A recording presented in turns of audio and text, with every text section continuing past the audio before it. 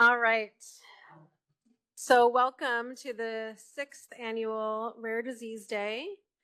On behalf of Dr. Dan Sullivan and myself, and we are the co-directors for the NORD Center of Excellence for Cleveland Clinic.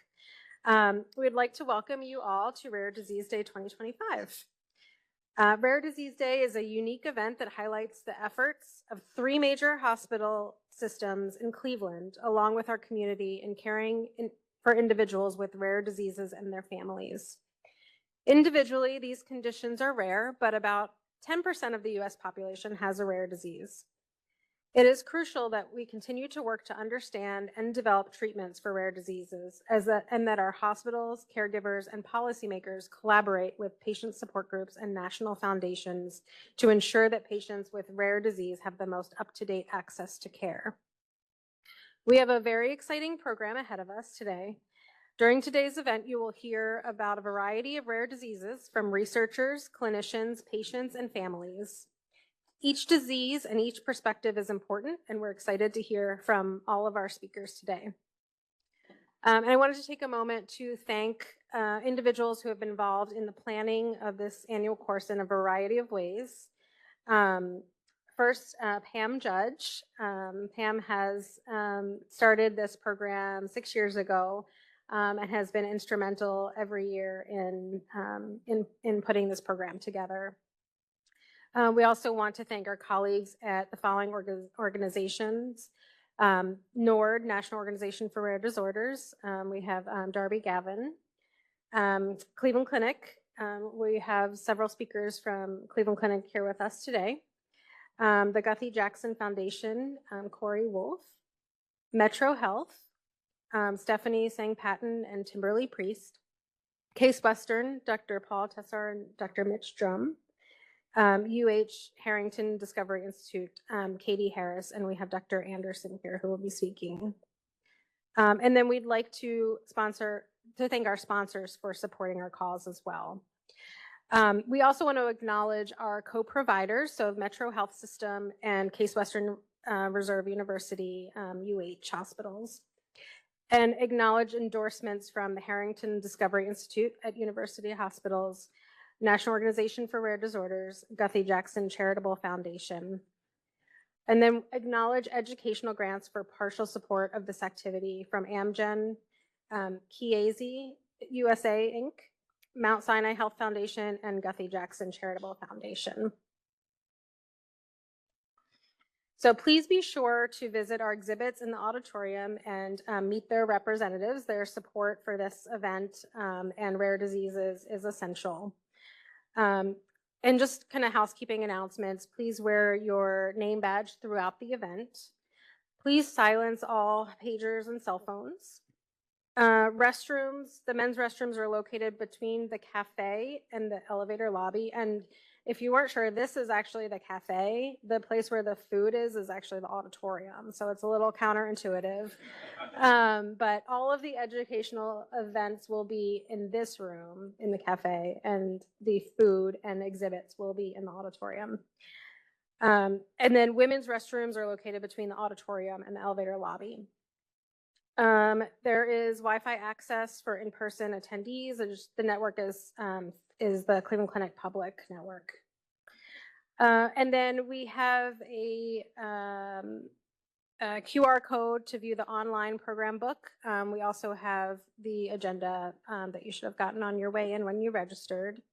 The guide is also available to live stream participants on the live stream site. And you can find the agenda, faculty information, and access to presentations after the day is complete. Instructions for credit claiming: we will be giving CMEs this year for physicians, nurses, social workers, and PAs. That can also be found on the online program book. And credit claiming will open within 5 business days of the course completion, and you'll receive an email notification.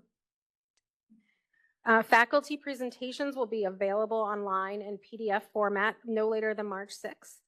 And you should receive an email when they are available. A recording of the course will also be made available after the course is complete. The PDFs and recordings are unfortunately not eligible for CME. So credit can only be obtained by attending in person or live stream. In terms of questions, if you are in person, please just raise your hand. Someone will come around with a microphone. If you are on live stream, please use the Q&A option in WebEx. And obviously it depends on how many questions we get as to the time allotted for questions to be answered. And now we're going to start with a message from the City of Cleveland Mayor before we start with the rest of our program. On Rare Disease Day, we are reminded that 10% of Americans are impacted by a rare disease. That's between 25 and 30 million people. And while individual diseases may be rare, their circumstances and the challenges they present are not. Since 2008, Rare Disease Day has raised our awareness, advocating for life-saving research and working to advance health equity. In Cleveland, we are fortunate to have outstanding hospital systems and excellent research universities that bring together clinicians and scientists to work toward much-needed cures. We know that healthcare costs for those with rare diseases are often 3 to 5 times greater than for those without such conditions. This is a burden that is simply too much for many families already struggling to make ends meet. On Rare Disease Day, we extend our gratitude to the many partners, including the National Organization for Rare Disorders and the Samaria Foundation, for their ongoing activism and advocacy for care, research, and cures.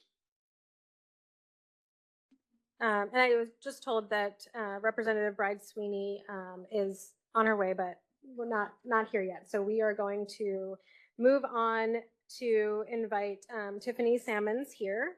She is the Education Program Manager for NORD, and she's here to give a welcome message. Thank you. Hello, everyone. I'm Tiffany Salmons.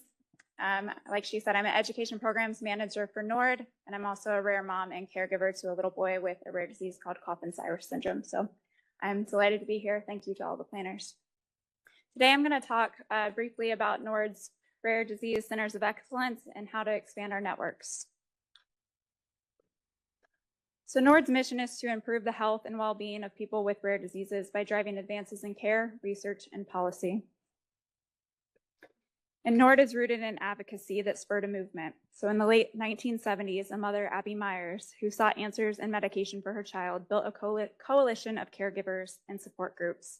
Their cause became law, passed in 1983, the Orphan Drug Act, and that was the world's first legislation incentivizing drug development for the rare diseases. And that coalition later became NORD, the first national nonprofit to provide a forum for belonging, collective impact support for all rare diseases. For 40 years, NORD has been a national steward, an unwavering partner, and a steadfast presence helping those who battle and care for rare diseases feel seen, heard, supported, and connected. We're a full-service, mission-driven nonprofit reimagining a future where every person with a rare disease and their families can live their best lives. In the United States, a rare disease is defined as a condition affecting less than 200,000 people. So this is kind of a little trivia to see what percentage of genetic rare diseases are estimated to affect 332 or less people in the US. And you might be shocked to know that that number is 84.5% of genetic rare diseases affect 332 people or less. That's the prevalence of 1 in a million. So the Rare Disease Centers of Excellence program is built on the model developed by rare disease-specific centers of excellence, like the Cleveland Clinic, which are shown to increase standards of care and quality for the life of their patients and advance research and development of new treatments. But instead of building a network of centers of excellence for one or a few diseases at a time, which is not scalable for more than 10,000 rare diseases, we built a network to service centers of excellence for all rare diseases. Currently, designations are limited to institutions based in the US, but in future years, we might develop an overseas affiliate program, although we have no immediate plans to do so, as we are trying to concentrate on the maturation and full activation of the NORD Centers of Excellence here in the US. The NORD Rare Disease Centers of Excellence are designated throughout an application process. So each designated NORD RD COE was selected because it has an extensive array of experts covering all medical specialties required for the diagnosis and treatment of a broad range of rare diseases for both children and adults. And they've also have to demonstrate strong commitment to supporting all stages of rare disease research with the goals of increasing our knowledge of cause of the disease and the pathways within the body that lead to the disease symptoms, improving diagnostic techniques, and developing rare disease treatments and cures. In addition to dedication to increasing research and care, each NORD Rare Disease Centers of Excellence is dedicated to mentoring the next generation of rare disease clinicians, researchers, and views of the NORD Rare Disease Centers of Excellence network as a powerful mechanism to engage and train fellows and junior faculty early in their careers. Which I have to shamelessly plug that Students for Rare is the program I run at NORD doing that. In order to attain the program's vision, we want to connect the Rare Disease Centers of Excellence so patients and families will travel less time to receive optimal care and become involved in research studies. One way we are doing this is by establishing knowledge sharing platform on the intranet. With the intranet and other steps being taken to lower the barriers of multi-state research studies, a research project started at Center A will be available to easily expand to multiple institutions. Our goal is to support the expansion of research studies from the bottom up, studies initiated by a PI at a single institution, as well as top down, such as the programs initiated at a multi-institution study. Similarly, best practices or clinical management resources can be shared quickly across all sites. Again, this can be initiated from a single site or from best practices developed within the network in a working group. So by facilitating collaborations, we hope to increase inter-site consultations so knowledge travels, not patients. We want to aid informed triaging of patients to shorten the diagnostic journey and provide more coordinated care, increase collaborations between clinicians and researchers, allowing more rare disease patients to become involved in meaningful research, and increase collaborations between researchers with similar or connected research focus to accelerate rare disease knowledge and therapy development. Expert rare disease knowledge is being shared across the network with the goal of sharing the knowledge outward to community hospitals and physicians so patients and caregivers will have to travel less to receive optimal care. Increasing rare disease research collaborations, and data sharing is a top priority of the program with the goal of providing more rare disease patients opportunities to enroll in clinical trials, which are often the only treatment available. The network is working on both big and little policy. Big P policy efforts are focused on access to diagnosis and care equity issues, and little p policy is focused on ensuring the patient experience for everyone who walks through the door of a Rare Disease Centers of Excellence is the highest quality. A request of the inaugural Rare Disease Centers of Excellence directors was to establish case conference series. The vision is to have 5 case conference series, all offering CMEs, and all recorded and available through the intranet. However, unlike the other networks and programs, we will be tapping into existing case conferences and grand rounds across the network, rather than having series all of our own. In other words, centers have the opportunity to open up an existing case conference to the whole network on a rotating basis. This will enable residents, fellows, and junior faculty members to present to a much larger audience and allow more minds to work together to solve undiagnosed cases. But as one director noted, it can be more helpful to share diagnosed cases than undiagnosed cases. So the case conference will also allow solved cases to be shared more broadly, possibly solving someone else's case inadvertently. The Rare Disease Centers of Excellence boast a volunteer network made up of more than 350 medical professionals, representing more than 25 areas of specialties and subspecialties, allied health professionals, and support staff who touch the rare disease patient journey.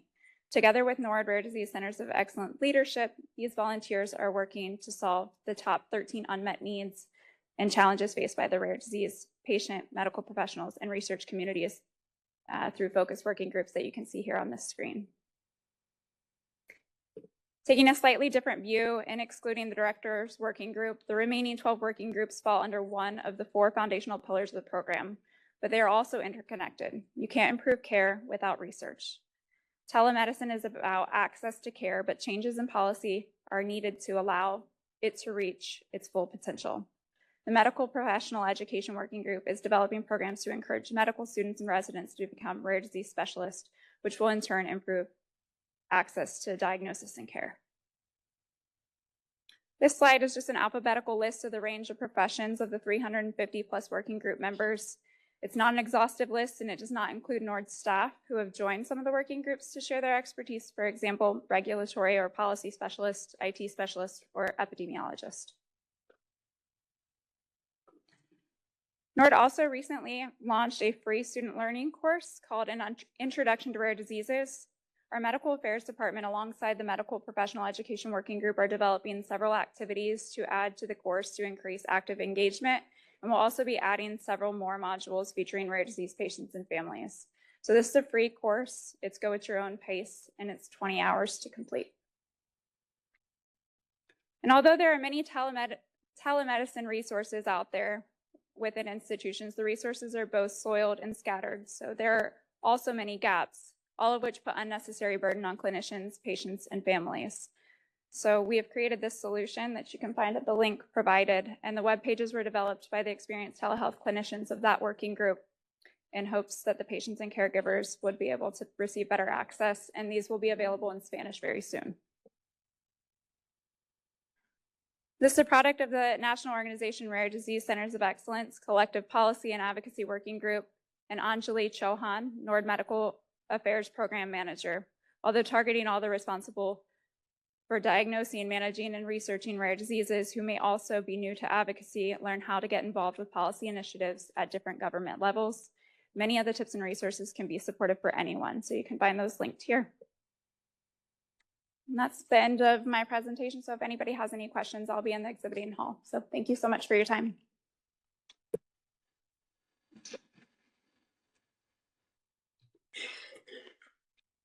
All right, thank you so much, Tiffany.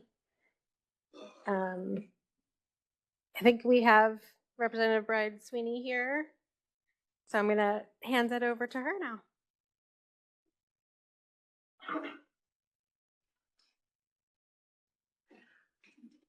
Well, good morning, everyone. I am State Representative Bride Rose Sweeney. And I do apologize. I was supposed to be here a little bit ago, but I was at a different Cleveland Clinic building trying to find building 4 that did not exist. So I do apologize.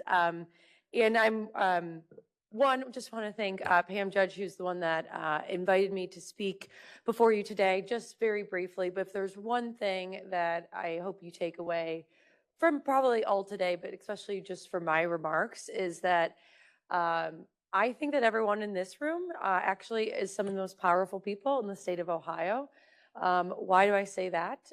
Because as providers, caregivers, or even if you are patients yourself, all of you are the best advocates to tell your story, to share why the decisions we make at the State House matter. Too often times, and it doesn't have to be nefarious, even though sometimes it can be. When we have budget constraints, when we have so many other competing needs of so many issues we're trying to tackle, sometimes it can just become numbers on a spreadsheet.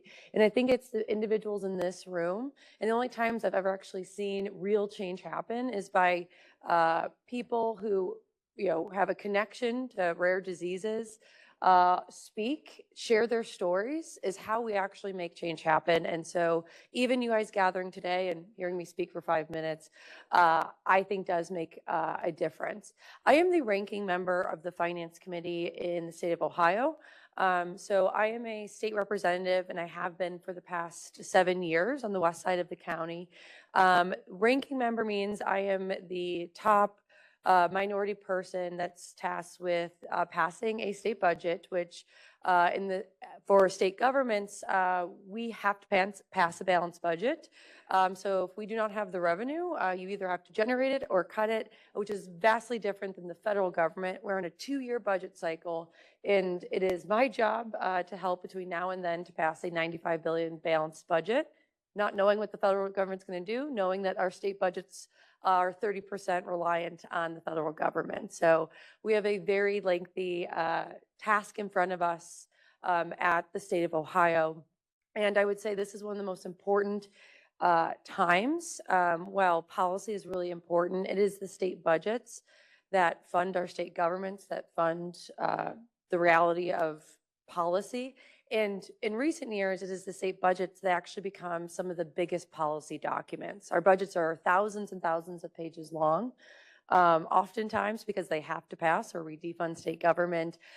Plenty of provisions get in there that are really good. Sometimes provisions that probably couldn't make the muster of a standalone bill get snuck in between the pages between that and has real life impacts. I can say from my vantage point, what I am going into this budget to the best of my ability is understanding the protection of Medicaid, which is mostly to a large degree a state responsibility. Last budget cycle, we, in a massive bipartisan fashion, which you don't often hear about in the state of Ohio, gave historic increases into Medicaid. In the first time in 15 years, we got an actually expansion in the state of Ohio to make sure children between 0 and 3 maintained on the Medicaid rolls regardless of their mother's eligibility. Hasn't been implemented yet, but we got that process started. In a very divided state government, you often don't hear things of that nature. Last year, we got $5 billion worth of needed increases. They weren't enough to home healthcare workers, direct service providers. And it's very easy for me to stand up here as a ranking member of the committee that got to vote that out and to stand with the governor, but it would not have happened with you guys in this room. And I'm not just saying that. Politicians do take credit. We get to push the green or red button every time we're in Columbus. But if it wasn't for you guys advocating for yourselves about the work that you do, the value you provide, and it doesn't even just have to be the moral or altruistic reason. That's why I do it. But it is also the fiscal responsible economic reason as well. Giving individuals choice in their providers, giving Ohioans the options to have a home care provider rather than going into maybe a more expensive facility saves the state money. And we got that argument because of you guys, Evan. I just helped push that green button. And so that is what we're fighting to protect in this budget cycle. We are going to pass the state budget come April, and it has to be signed into law by July 1st. Pending something happening in the federal government that puts our balance out of whack, we would obviously have to come back and rebalance that. Outside of the budget, you know, the reality is I don't want to just act naive to the real changing dynamics and pressures that are being placed on the real abilities that oftentimes I think my colleagues forget that our life can be life and death. And I know you guys in this room understand that the decisions we make can very well be the difference between someone's quality of life, someone's ability to practice in their job, or someone to actually stay with us on this earth. And it's not just enough to pat ourselves on the back and say, look at how good we did. We got $5 billion worth of increases.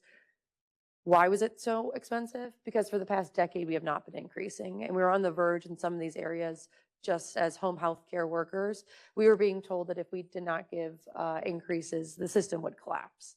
And so I would love for us to be more proactive than reactive all the time. And that's what we're trying to put the balance, is that we have to protect what we did, but we can never just say it was enough. I'm also a sponsor of a Medicap coverage bill that would mandate insurance companies to provide Medigap coverage to those under 65 with certain ailments. Right now, the system that we get to decide, it's no one's fault besides the legislatures, that there are individuals who can be diagnosed with a horrific illness, and their only options, if they're under 65, is drawing down all their assets in order to qualify for Medicaid so they can get the care that they need, maybe leaving their family with absolutely nothing, or going without care because they want to leave their family with nothing. That is so wrong. And I am a Democrat. I am working with a Republican in the state of Ohio to raise awareness, to make sure that it is so wrong that no one chooses to get a disease, let alone a rare disease that could be terminal. The fact that we have people, harrowing people that come down to the State House who have ALS, who come and testify saying, I won't even probably be here before you pass this budget. But because of those people, we now have line items for ALS. We now have more attention to this bill that we were talking about, that is the decisions we make actually can be life or death. So with that, I probably kind of went over my time, but I just really want you to know, I want to leave you with this. I really didn't know much about rare diseases.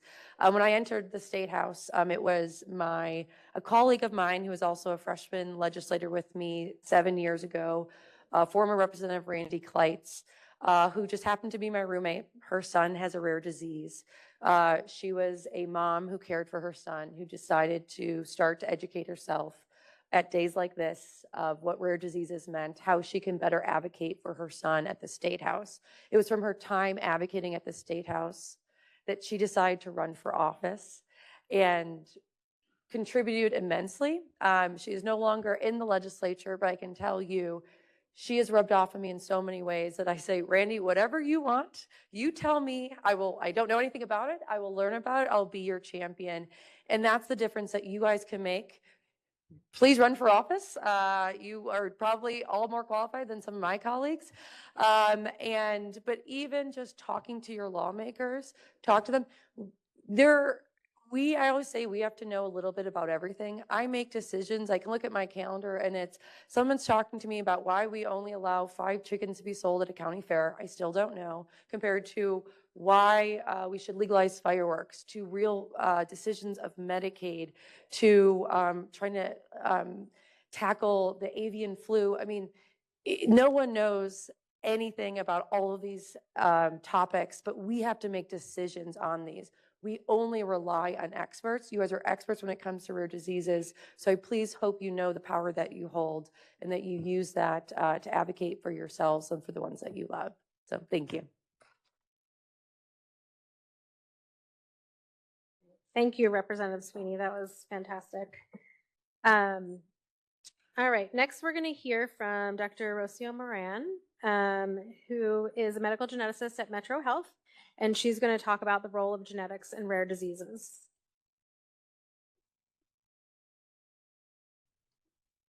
Okay, so I apologize because my slides are not compatible with the something imaging quality. So it's really going to be impossible in 10 minutes to, completely cover the topic of genetic testing or genetics in rare diseases.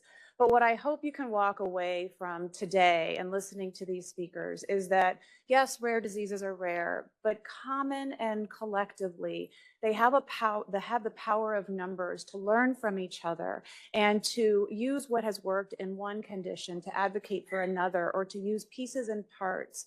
I'm always amazed when I'm coming to these conferences and I'm meeting with people. And yes, I know about rare diseases, and yes, I study them and I treat them and I evaluate patients for them.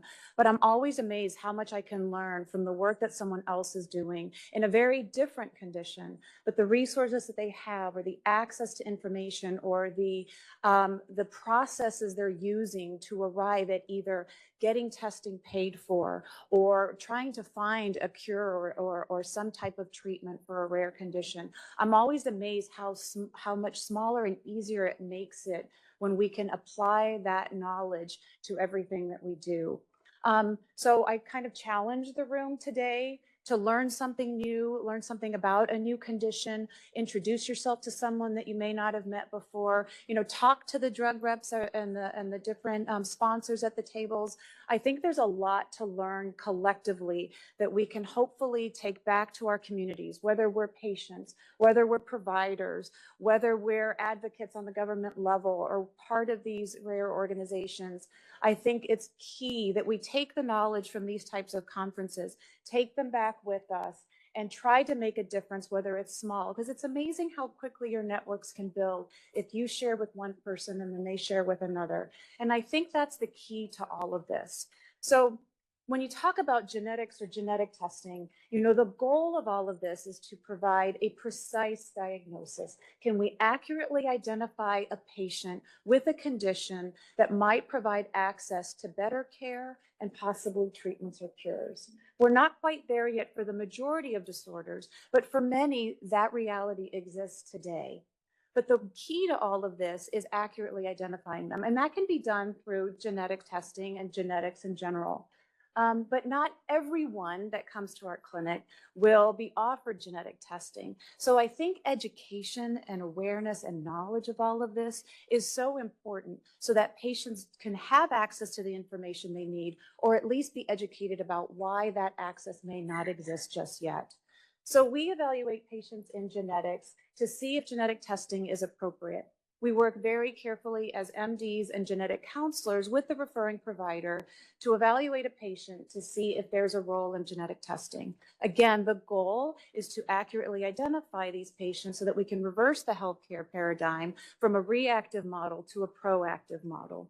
So we evaluate patients, we see if genetic testing is appropriate, and then we either advocate for that testing for the patient, or we tell them that maybe what their condition is may not have the right understanding or the right genetics right now that would make testing appropriate. So a lot of what we do is provide education to patients and providers about how this can impact their care.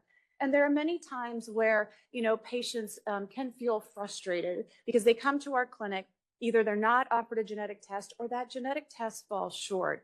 But I think as we learn more about these conditions, as we study them, the natural history, even if there's no treatment or cure, there's a significant power in understanding what that natural history is and being able to communicate it back to a family. So, genetic testing definitely has a role, but it's not the be-all, end-all of what we do in genetics and the evaluation of our patients. A lot of education is provided. A lot of long-term kind of planning is also available, because I think there's a misunderstanding about genetics. If you go to genetics, you get a test, and a diagnosis isn't made. Sometimes people think they stop there, that there is no further role.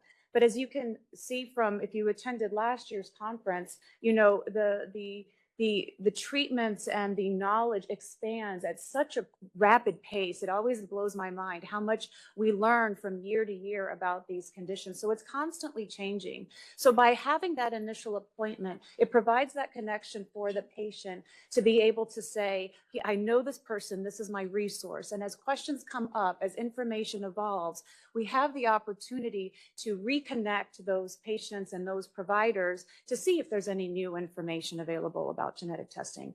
And as we expand kind of our presence, genetic counselors play a pivotal role in that patient provider connection and that access to information for genetic information, so that patients are not left, okay, I didn't have a diagnosis, so is that the end of my journey here with genetics? And that's simply not the case. It's amazing how many patients come back to us. Sometimes it needs a little bit of time, 3 to 5 years maybe, from initial evaluation to diagnosis.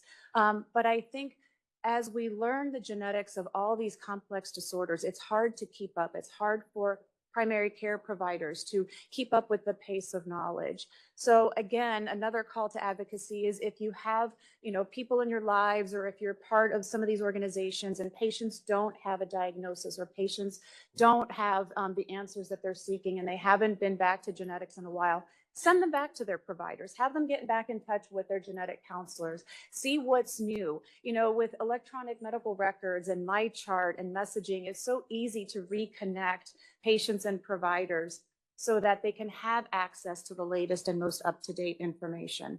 Because I think what I hear from my patients is they kind of feel a little siloed and a little bit on their own in advocating for their own rights. And while there are many patients who can do that and do that well, many are in this room and I admire them so much, there's a lot of patients who don't have that ability or do not feel comfortable doing that. So advocating for providers and other people in their lives to help them get the information that they need. It can be very complex, but with the help of a team and a well-educated team, we can easily provide that information. I think dispelling misinformation about genetics is also an important part. I think something that I tackle every day in my clinic is patients don't proceed with testing or even an appointment because they believe that that testing is not covered by insurance, or it won't change anything, or it will provide more distress than it will help. And so trying to dispel that information and trying to provide access to information for all patients who desire that information, I think is really a mission in what we do in genetics. You know, across the city, it's not specific to the Cleveland Clinic or MetroHealth or UH. It's really, you know, across the nation, what we're trying to do to advocate for patients. So again, let's learn from each other today. Let's empower each other to make connections. You know, I'm excited to hear about some of the talks today because some of the disorders are not ones that I'm familiar with. But what I always tell my patients is your provider doesn't have to be an expert on everything, but they have to be willing to learn. They have the resources, they have the foundation to be able to learn about these conditions and advocate for you. And that's the marker of a good physician. Not that they know everything about everything, because none of us do, but they have the resources and the desire to learn about them so that they can provide you with the recommendations that you need to get, you know, state-of-the-art care in Ohio, not in, you know, remote places where, you know, these kind of centers of excellence necessarily lie, but anywhere, especially in the state of Ohio. So I appreciate the time to meet with you all. I'm happy to answer any questions. Troy, I think I have a question and answer session at the end. But please come up to me, you know, during the rest of the conference. I'd love to meet with you and talk to you and hear your stories, because again, we have so much to learn from each other. And I'm excited to learn more about today. So thank you. Thank you, Dr. Moran. That was also very impressive without any slides. All right, so we are running a little bit behind, but now I have the pleasure of bringing up Dr. Timothy Tremontana and Kyle Underwood. Dr. Tremontana is a clinical geneticist and family medicine physician at Cleveland Clinic, and also has some experience with rare disease as a caregiver. And Kyle Underwood is a rare disease patient and also a program manager in Cleveland Clinic, Nevada. So what I will ask you both to do is, whoever wants to start, just tell your story, whatever you want to say, and then we'll have some questions. So yeah, I'm Dr. Tremontana. I joined the Cleveland Clinic about 3 years ago. And was lucky enough to become part of the genetics department. I currently have a biochemical genetics clinic that I run, as well as having the privilege of taking over Dr. Eng's P10 clinic. My experience with rare disease started probably around 1996. My son was diagnosed with an adrenocortical carcinoma. And during that time, he underwent treatment, and my wife, unfortunately, developed breast cancer at the same time. We ended up at St. Jude Children's Research Hospital, and there was a doctor there who decided that this was probably consistent with something he'd seen quite a bit before in Brazil with his patients, and ended up testing them, and we found out they had Li-Fraumeni syndrome. And so I had no medical training at that time, and so I didn't know what that was. I tried to read as much as I could about it, but you know, ultimately it's a very daunting disease, and I see patients with that now in my clinic. And so, you know, unfortunately, my son and my wife both passed with it, and her two brothers and sister also at very young ages. So it was a very difficult time. I know the struggles that patients and family members go through, in particular family members, when they face a diagnosis like this. And it's very easy to feel like you're on an island all alone. And so, again, coming together and feeling a sense of community is very important. So you don't feel that sense of being isolated. I think that helps patients a lot. You know, I try to see some positives that may have come out of this whole experience. One of them, I think, is I can at least let patients and family members know I understand in large part what they're going through. I think that helps them. And I have a real sort of dedication to patients with rare diseases, not only Leaf-Raw-Many, but the P10 community that I work with. I think that work is just very important. And that's essentially my story, but thank you for having me.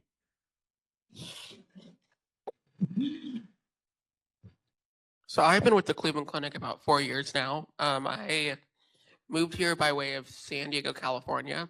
People always ask me why Cleveland. I want to try something new. Was an admin fellow, then worked my way into a program manager position at the Head and Neck Institute, and most recently moved out to Nevada to help support some more growth in the area about 2 years ago. My rare disease journey is rather unique, but also similar to a lot of the things that we go through in the community. I was actually diagnosed at the age of 4 via just rounding of a provider during a hospital stay, saying, "Hey, we should take a second look at this individual."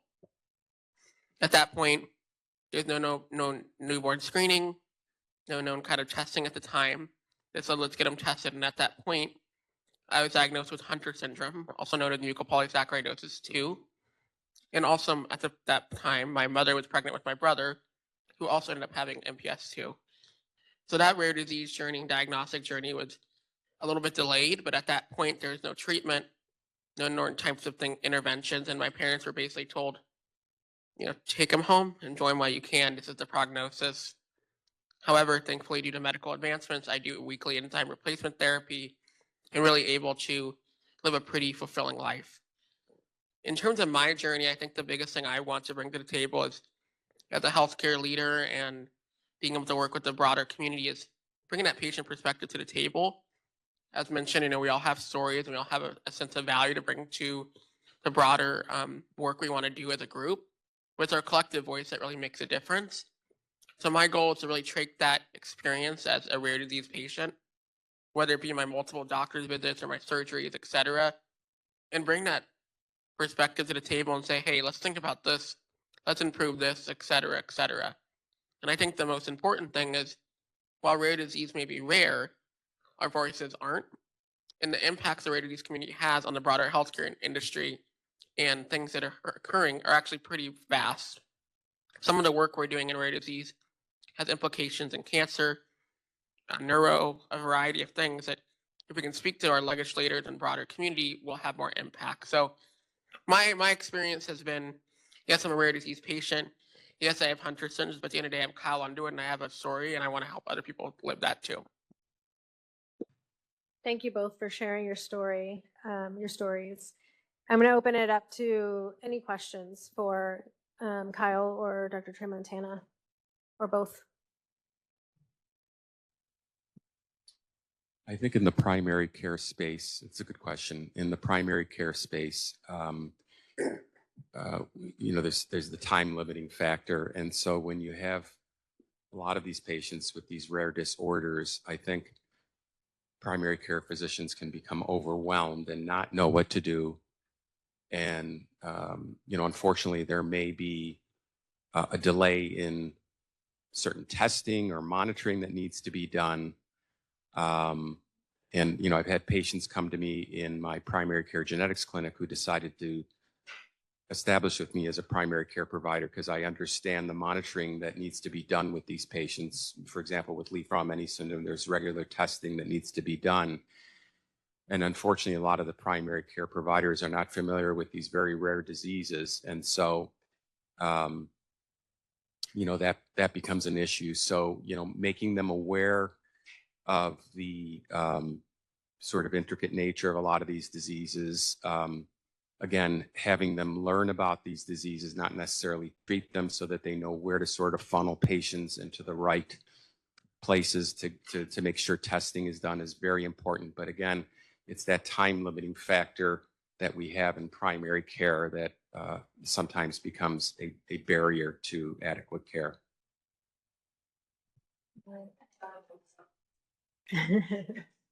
Okay. So my question is kind of piggybacking on that. So is there a way to leverage the electronic medical record so that for primary care providers that have limited time with patients, but how can we advocate for our rare disease patients so that that information is readily available at their fingertips, kind of as a quick link? I think some of the things that I hear back from providers of the patients I take care of is that information is hard to access in kind of shared electronic medical records. So our notes are buried in the system, and if you know my name, you might be able to search on it. But again, time is of the essence. Is there a way to leverage the electronic medical record so that that information is easily accessible? So almost like a pop-up or because yes, some of these rare diseases do not have a lot of healthcare guidelines, but some of them do. So for the ones we have, which are growing by the day, could we somehow integrate that so that providers can have quick access to information rather than trying to work through the electronic medical record that can be very cumbersome and bulky?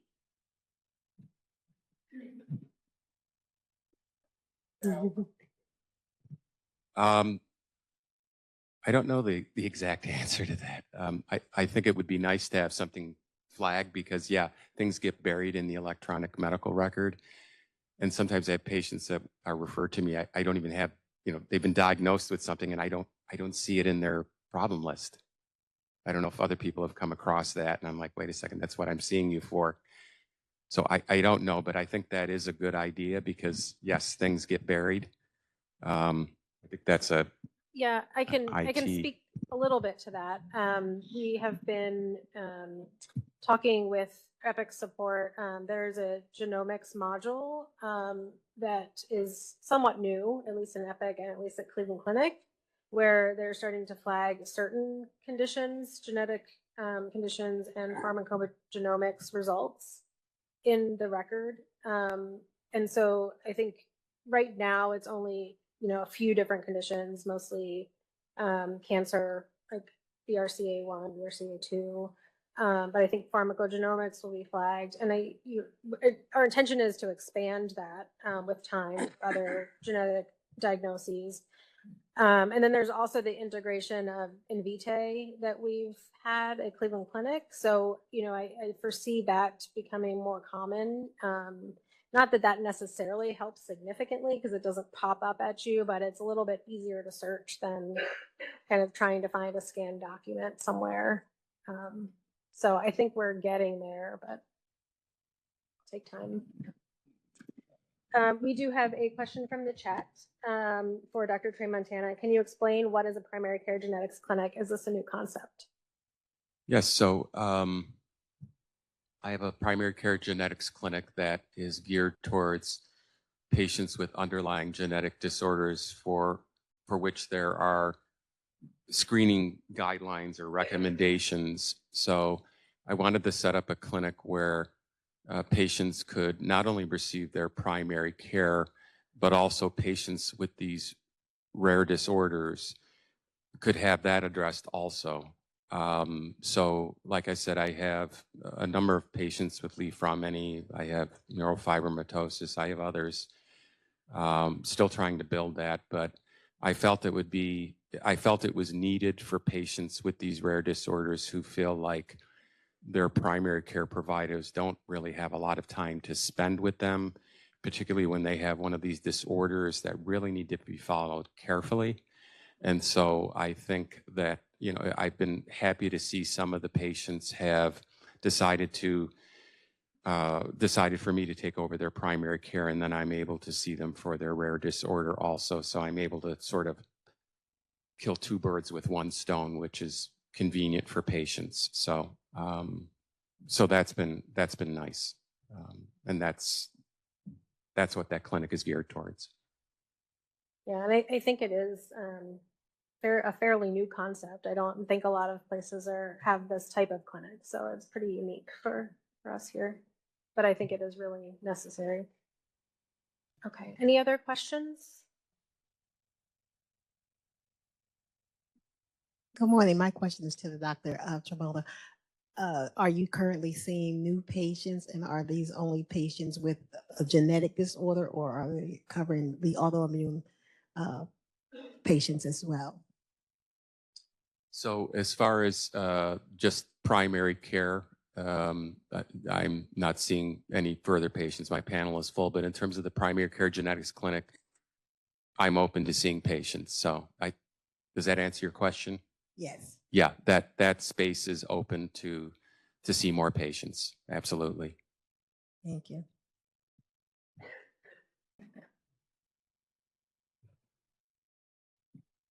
Good morning. My name is Kathy Higgins. I wanted to thank the doctor. I'm here representing the Lee-Fraumeni Syndrome Association. We have Lee-Fraumeni in our family, and I just wanted to say thank you for taking care of all of our patients and all of the genetic diseases that you do. So we appreciate it, and we're here and out exhibiting in the hall. If you have anything that you'd need, we're available. So thank you. Thank you. Thank you. We have one more question from the chat. Is the primary care clinic limited to specific rare genetic disorders? No, no, it's not. And I have a question for both of you. So I know, Tim, you alluded to kind of talking with patients about your experiences. Just kind of wondering for both of you, is it challenging? Do you often feel like you're kind of incorporating your experiences as a patient or experience as a caregiver in with your work, or how is that? Well, personally, I do. I feel like in sharing that with patients, sometimes their eyes open wide and they go, geez, they feel like they're not alone. That's how I want them to feel. You're not alone. And I understand a lot of the ups and downs that they're going through, because it's not just the disease process. The big component is the psychological toll that it takes on patients. So wherever I can help in terms of saying, I'm with you and I understand, and I have a vested interest in providing their health care, I think is very important. So I many times share my own experience with patients, which I think is very helpful. I think for me, a lot of my work is working with some of the enterprise leaders and helping, share the why for what we're doing, especially in Nevada, where the healthcare market is pretty poor and regarding access, and explaining, we want to expand, we want to do this, we want to do that, because we're going to, meet the needs of the population. As someone who has a rare disease, most of my care cannot be done in the state that I work in. And that's very sad. So I think being able to speak to that why, speaking to the patient hurdles and challenges you have to face, and to be able to bring that to the table and say, hey, how can we fix this? How can we make this better? Has made for a better path forward to how we can be a better organization and deliver healthcare in the community. Thank you. All right. Any other questions? Oh. Thank you. Do you foresee the genetics department expanding with this different medical providers, such as mental health counseling, as a part of your clinic, or is that currently being offered, and possibly at more than one clinic location at this time? That's a great question. I can answer that probably. So we don't currently have mental health professionals embedded within genetics. We work with wonderful genetic counselors that are trained in genetics, but also a little bit more of the psychosocial aspect that goes into that, but they're not necessarily mental health providers. We do have access to social workers through our institute, though, and we can get people hooked up with those resources, but not embedded within our clinics. And then your other question was about clinics outside of the main campus. Do you foresee the mental health partnering with the genetics to assist with the psycho and the mental health that comes along with being diagnosed as a rare disorder patient, or putting more on board with the clinic to assist in those areas? Yeah. So, and I think, to answer your question first about main campus, we have sites, it depends what you're being seen for. So we see patients that have cancers, we see patients that have cardiovascular disease, we see prenatal, and some of those are in the community. Kind of our general pediatric and adult patients are only seen at main campus, or we also see patients virtually.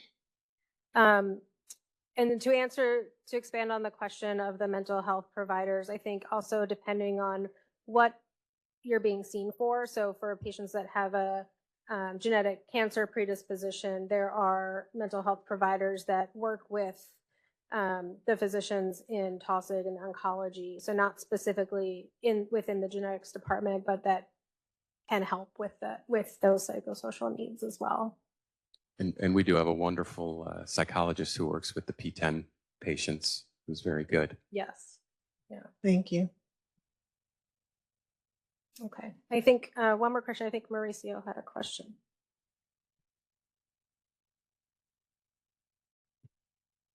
Yes, thank you. It's you, because you've been in both sides, like as providers or administratives and caregivers or patients. I think you have like a very unique point of view of clinical care, right? And very valuable as well. So I would like to ask to both of you, what do you think we frequently fail as caregivers, or what's the point of thing that we need to strengthen or work on that we definitely are able to recognize because we are just in the side of the caregivers or providers? I think in terms of, kind of the areas for support and strengthening, I think one of the areas that I feel that's kind of a challenge, whether you're a patient or a caregiver or in general, is transitions of care. And I think creating kind of more robust, I wouldn't like to say hand-holding, but a bridge to that. So whether it be going from pediatric to adult, or even just navigating, moving across, a state line. I think sometimes the biggest challenge we see is oftentimes the caregivers of these patients are the ones that are navigating not only the insurance aspects, but finding the doctors, et cetera. And we forget that they're really the big advocates. And I think the reason I'm here and the reason I'm able to lead a very healthy life is that my parents are my advocates and they're my caregivers to get me here, and they trained me how to do that. So I think sometimes we fail to, give the resources and the supports to give them that kind of empowerment and knowledge, especially when they're like, okay, your child is 18, 19, 20, whatever they're aging out of the system, you got to figure it out. So bring that kind of bridge and support for that. And then two, with this, psycho emotional piece is understanding that it is very challenging in the mental health, and understanding that if there's areas you can connect them to resources, et cetera.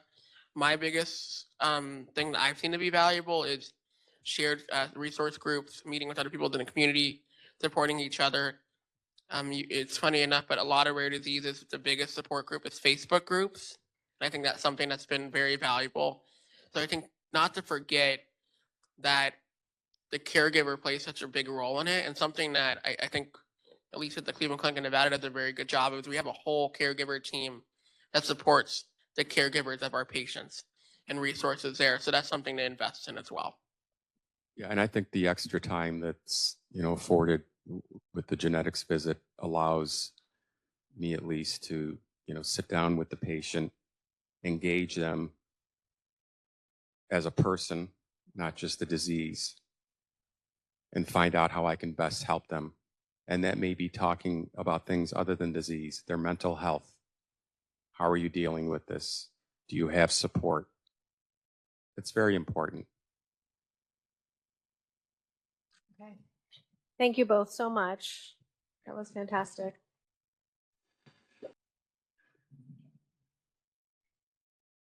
All right. So next I want to invite up Dr. Mitch Drum, who is the director of the Research Institute for Children's Health.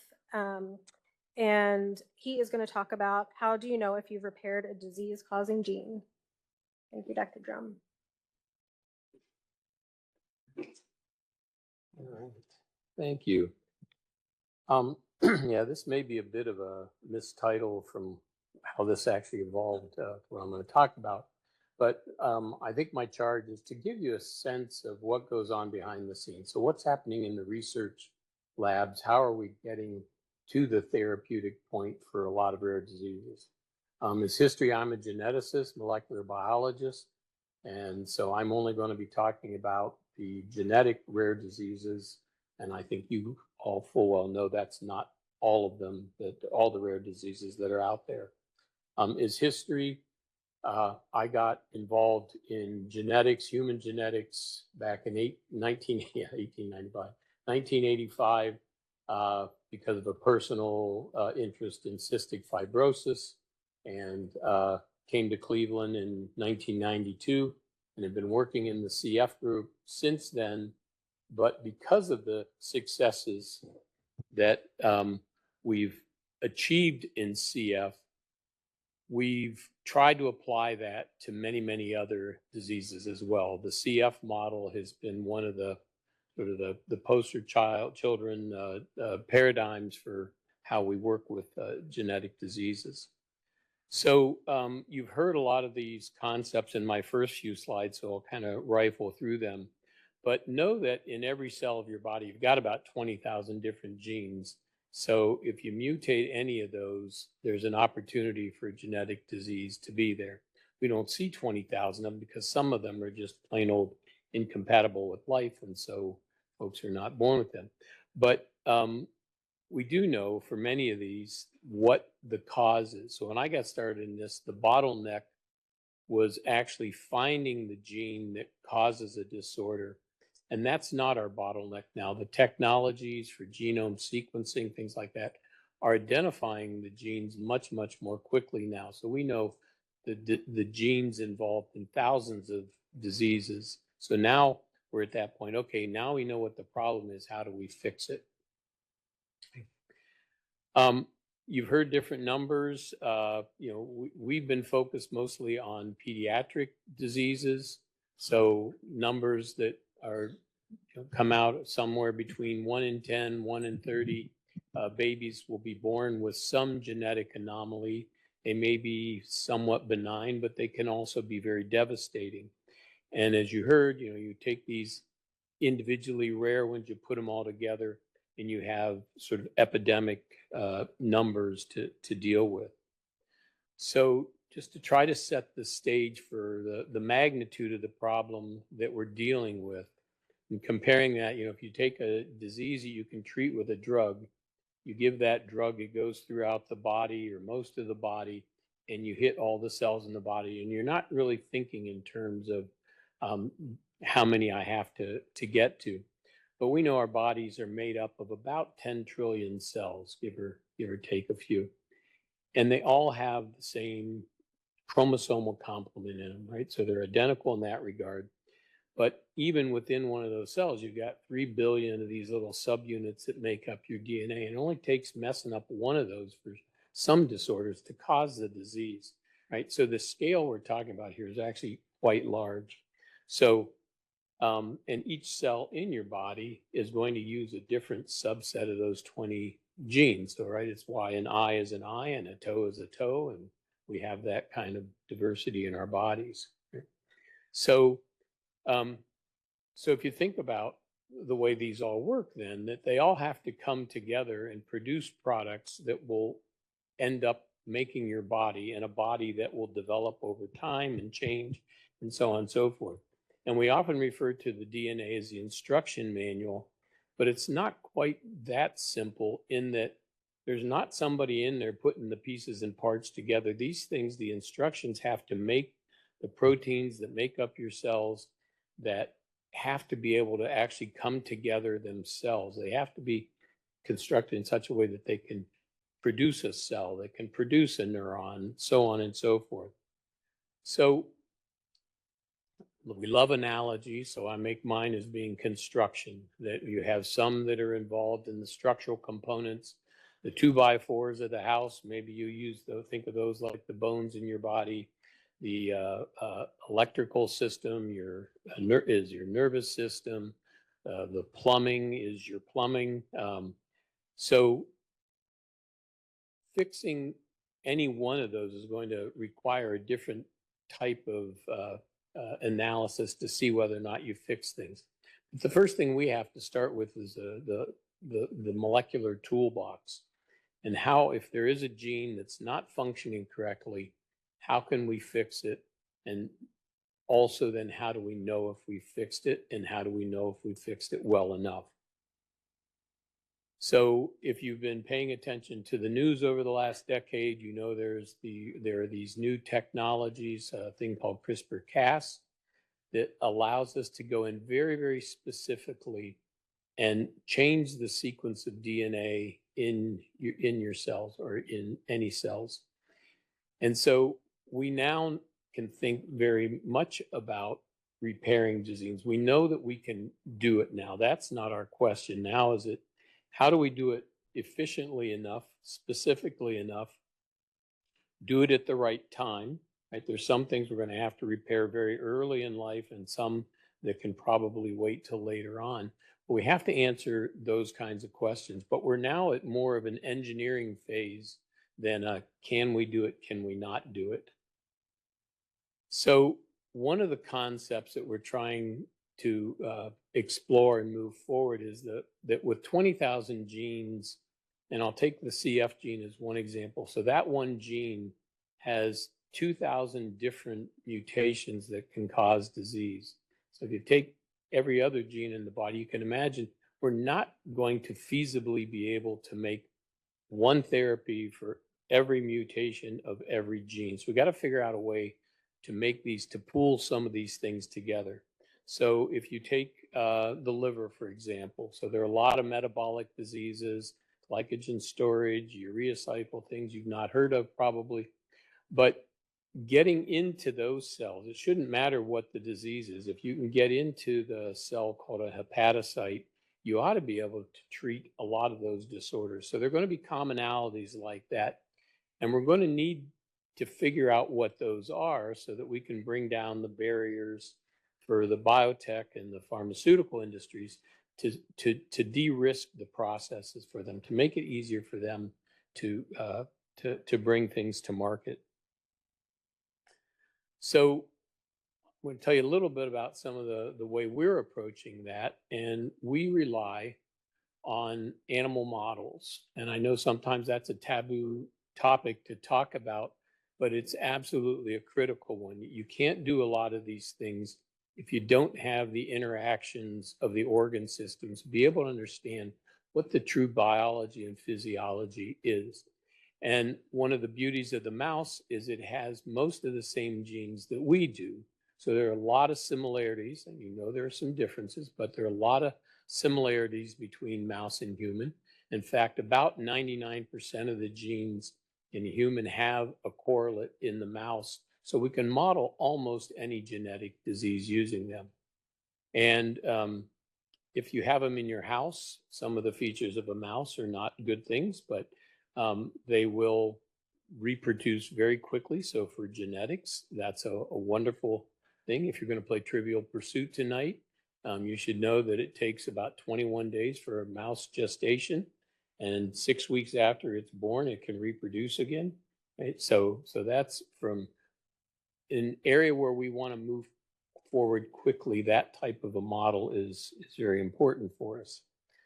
So how are we using it? Well, that CRISPR-Cas technology that I mentioned, not only can we think about using it for repairing a gene, we can also use it to create a disease mutation in our mice so that we have that model of the human disorder in there. And it's the process is we can go into the one-cell embryo, we can make the mutation, and then breed the mice to look at them. So what we're trying to solve is, if we have that model, then how can we maximize the number of disease genes that we can try to repair, right? Are there ways we can pool these things together? Something we can do that will be applicable to many, many different disorders? And can we minimize the number of measurements or the types of measurements we have to make, right? So if it's the structure, the 2x4s and stuff, that's going to be a very different analysis than if it's the electrical system in the house. So can we figure out a way to make the outcomes of both of those similar? So we take what you might think of as sort of a Frankenstein type approach to this, but in the mouse, we can actually add sequences, pieces of DNA into the mouse genome. And two of the ones that we do for this is we take a gene from jellyfish that makes them fluoresce and look so pretty when you go into the aquarium. And the other one is a gene from the firefly, the thing that allows it to glow and give off light at night. So both of these are optical. So we can, if we can detect the fluorescence or the luminescence or light coming off, we can hook that up to basically any gene. So whether it was supposed to be making bones, skin, intestines, whatever it's supposed to be doing, if we fix it, it's going to give off light. And this is over on the right side. You just see an example of this where we put some cells that we'd modified that way into the lungs of mice. And if you hook up this camera that will detect the light at that wavelength, it gives off these little pretty rainbow colored pictures. So the essence of it is very similar to if you're looking for heat leaks in your house where you can detect infrared light coming off. You sit out there with the infrared gun and you look at your house and you see that the windows are giving off heat. That's infrared light that it's picking up. We do the same things with the mice. So here's just showing, now we're trying to figure out, we know we've got the detection system, but how sensitive is it going to be? So we put cells that are giving off the light, we put those down into the lungs. We have this little tiny endoscope. It's about the diameter of a piece of uncooked spaghetti. You can go into the trachea, the airway of the mouse, and we can deliver these cells into the lungs and see how many of them we can detect. And we can get roughly down to 1 in 10 million or so that we can detect very robustly. So that's pretty sensitive. So now we've got it all set up. So now we're just going to line up the different disorders that we want to, oh, sorry, I forgot. The other part of this, the jellyfish, so that light giving off the firefly gene tells us whether we got it in there, but it doesn't give us much resolution as to where we are. So we can use the jellyfish protein and put the tissues under a microscope and actually see which cells we corrected or what we got in there. Is it the cells that are lining the airway, the ones we call the epithelial cells? Is it the muscle that causes the trachea and the airways to contract and things? Or where is it? So, and this is just showing, the blue color here is just showing you individual cells. The red is showing you the jellyfish protein where we've been able to put the corrected cells. Okay.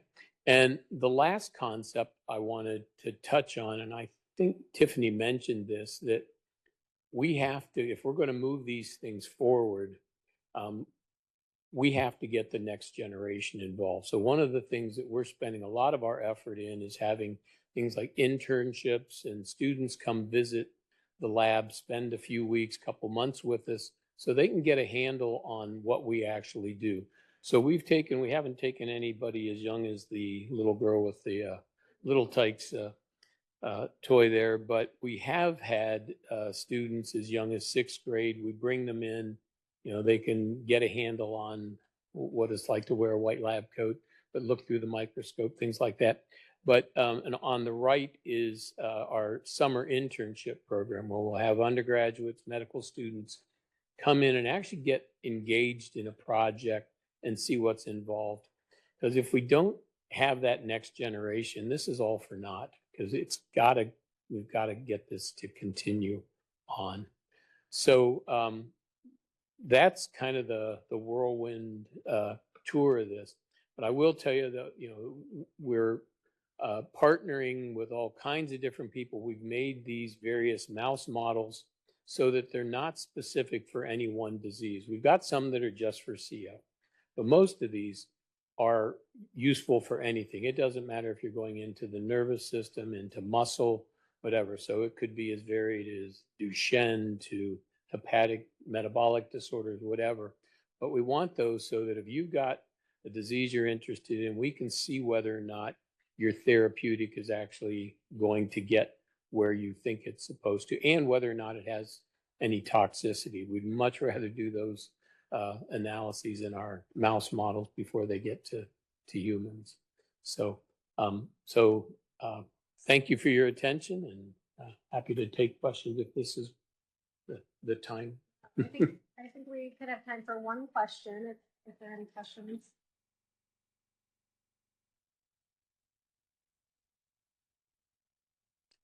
Yeah, so we know we can't do everything, but we can do a lot. So the first thing is to talk, and for us to learn more about the disorder and see how we might have to manipulate our tools to address it.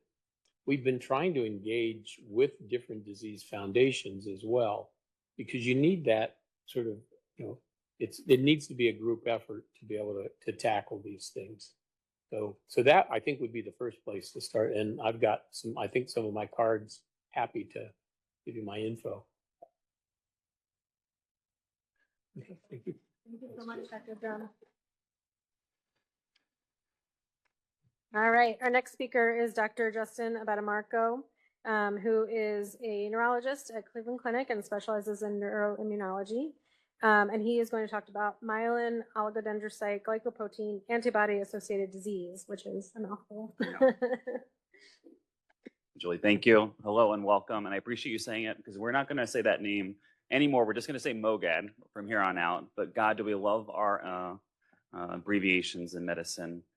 I just want to take a second, though. This is my third year presenting, and it's just like so special to be here, to have representatives from the legislator, pharmaceutical partners, patients, folks from other specialties. It's just really unique. We don't see that very often.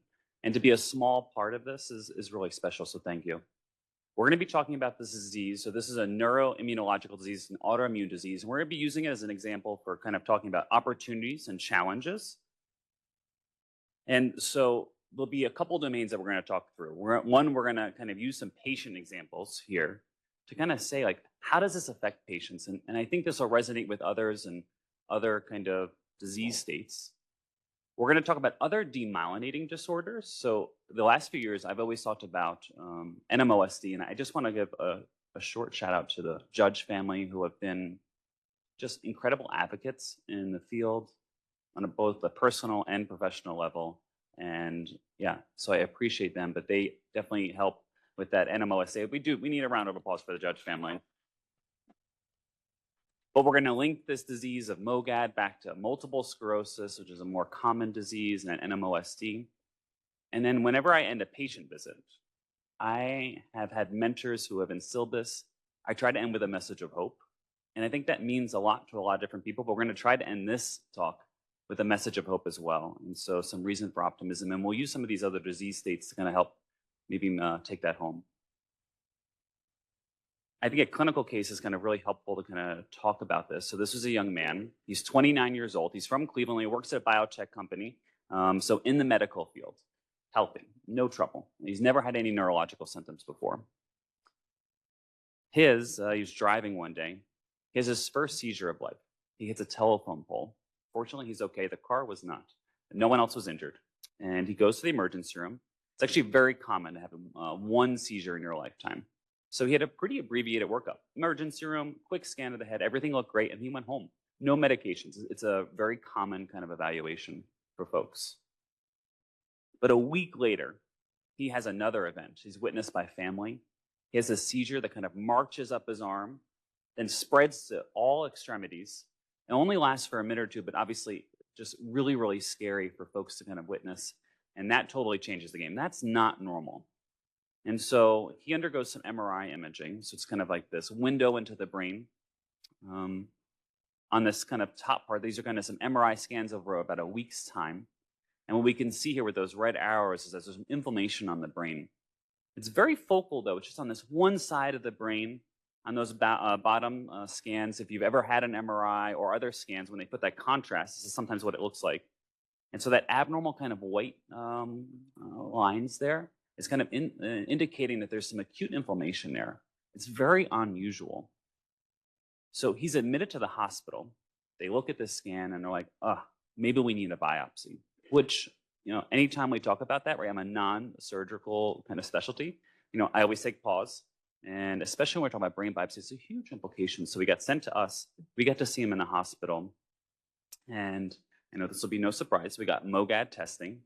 And we also got other team members involved. And I think we've heard this theme now throughout, especially with the patient panels and questions we've had. Right? There's not one person that can take care of these complex diseases. And so we had neuroimmunologists, our seizure epilepsy, a seizure doctor is called epileptologist or epilepsy specialist, health psychologist, because we've literally turned this gentleman's world upside down. Our rehab team, because he had some trouble with walking and other things related to this inflammation. And we were able to get that testing off, maybe thinking along the lines that this was probably MOGAD. And within about a week's time, we were able to get that test back positive, avoid a biopsy. And he responded really, really well to those kind of steroids and IVIG treatment, which we can dive into maybe a little bit. But just this kind of incredible kind of turnaround from where we are. But this phenotype has only been described over the last 3 to 4 years. So it's a phenotype that we're still trying to get out there, share with physicians and kind of other neuroimmunologists, but it just shows you how fast this kind of field is moving. When we talk about MOGAD, it has this potential to affect multiple parts of the brain. We talked about this one example. This is called cortical encephalitis, but it has the ability to affect the spinal cord. We call that myelitis or inflammation of the spinal cord, and in the eye or the optic nerve. So you have this kind of diverse phenotypes that it can present with, and it can be challenging to kind of pinpoint that diagnosis. I mentioned that we would kind of compare it to maybe some other common diseases, and there are 3 kind of big buckets that we talk about. MS, which is absolutely the most common disorder. We think about 1 million people in the United States are affected with that disease. MOGAD will kind of expound on as we go, and an AKP4 positive NMOSD. And the reason we bring up these diseases together is that they all have that ability to kind of produce very similar symptoms. They have the ability to affect the brain, the eye, the spinal cord, but they have totally different causes, totally different prognosis and treatment paths. And so we've got to do a good job of kind of differentiating them when they come in to the hospital and to the clinic and making sure they get the right resources. But the fact that they have this kind of shared phenotypes, that they can produce similar symptoms, it makes things challenging for us. This slide is meant to be a little confusing. I use it a lot for our fellows and residents and just kind of highlighting that, yes, they overlap, but they have some unique features as well. And I think in that orange bucket, I have this question mark up there. Hopefully it'll be a talk in the next couple of years. I think we're missing an antibody out there or another disease. And so those patients that remain undiagnosed, there's still hope. There's a lot of research going on. And again, I hope to come back and talk about that disease as we go along. And so I can't overemphasize the importance of research. When we talk about how we treat these patients, that one example, we talked about steroids, IVIG. There are some injectable options as well. I had a mentor that used to call this the Holy Trinity in neurology, and I always like that analogy. If you ask any other field, though, in this space, if they're using treatments that were available 25, 30 years ago, they would all say no. But within a neurological space, if I had given this talk 20 years ago, the same kind of medications would be discussed. And I think it just shows a little bit of a failure in our field. The brain is really complicated, and so it's been hard for us to move forward as rapidly as some of the genetic diseases have, rheumatology. We're getting there. And it's these kind of events, it's partnering with the pharmaceutical company that have given us opportunities to be a little bit more targeted. But the fact that I could give this talk and still mention steroids, IVIG, some of the injectables or infusion options that were available 20 years ago, there's a huge opportunity out here for us to improve things. And maybe I can help highlight that with another example, a young woman that we saw. Her story started back in her senior year of high school. She's from Southern Ohio, right? She's got lots of things on her plate. The last thing she needs is a neuroimmunologist on her kind of to-do list. But she lost vision in her left eye. This happened 3 times during that year. She made the diagnosis of MOGAD actually really quickly within, I think, the first attack.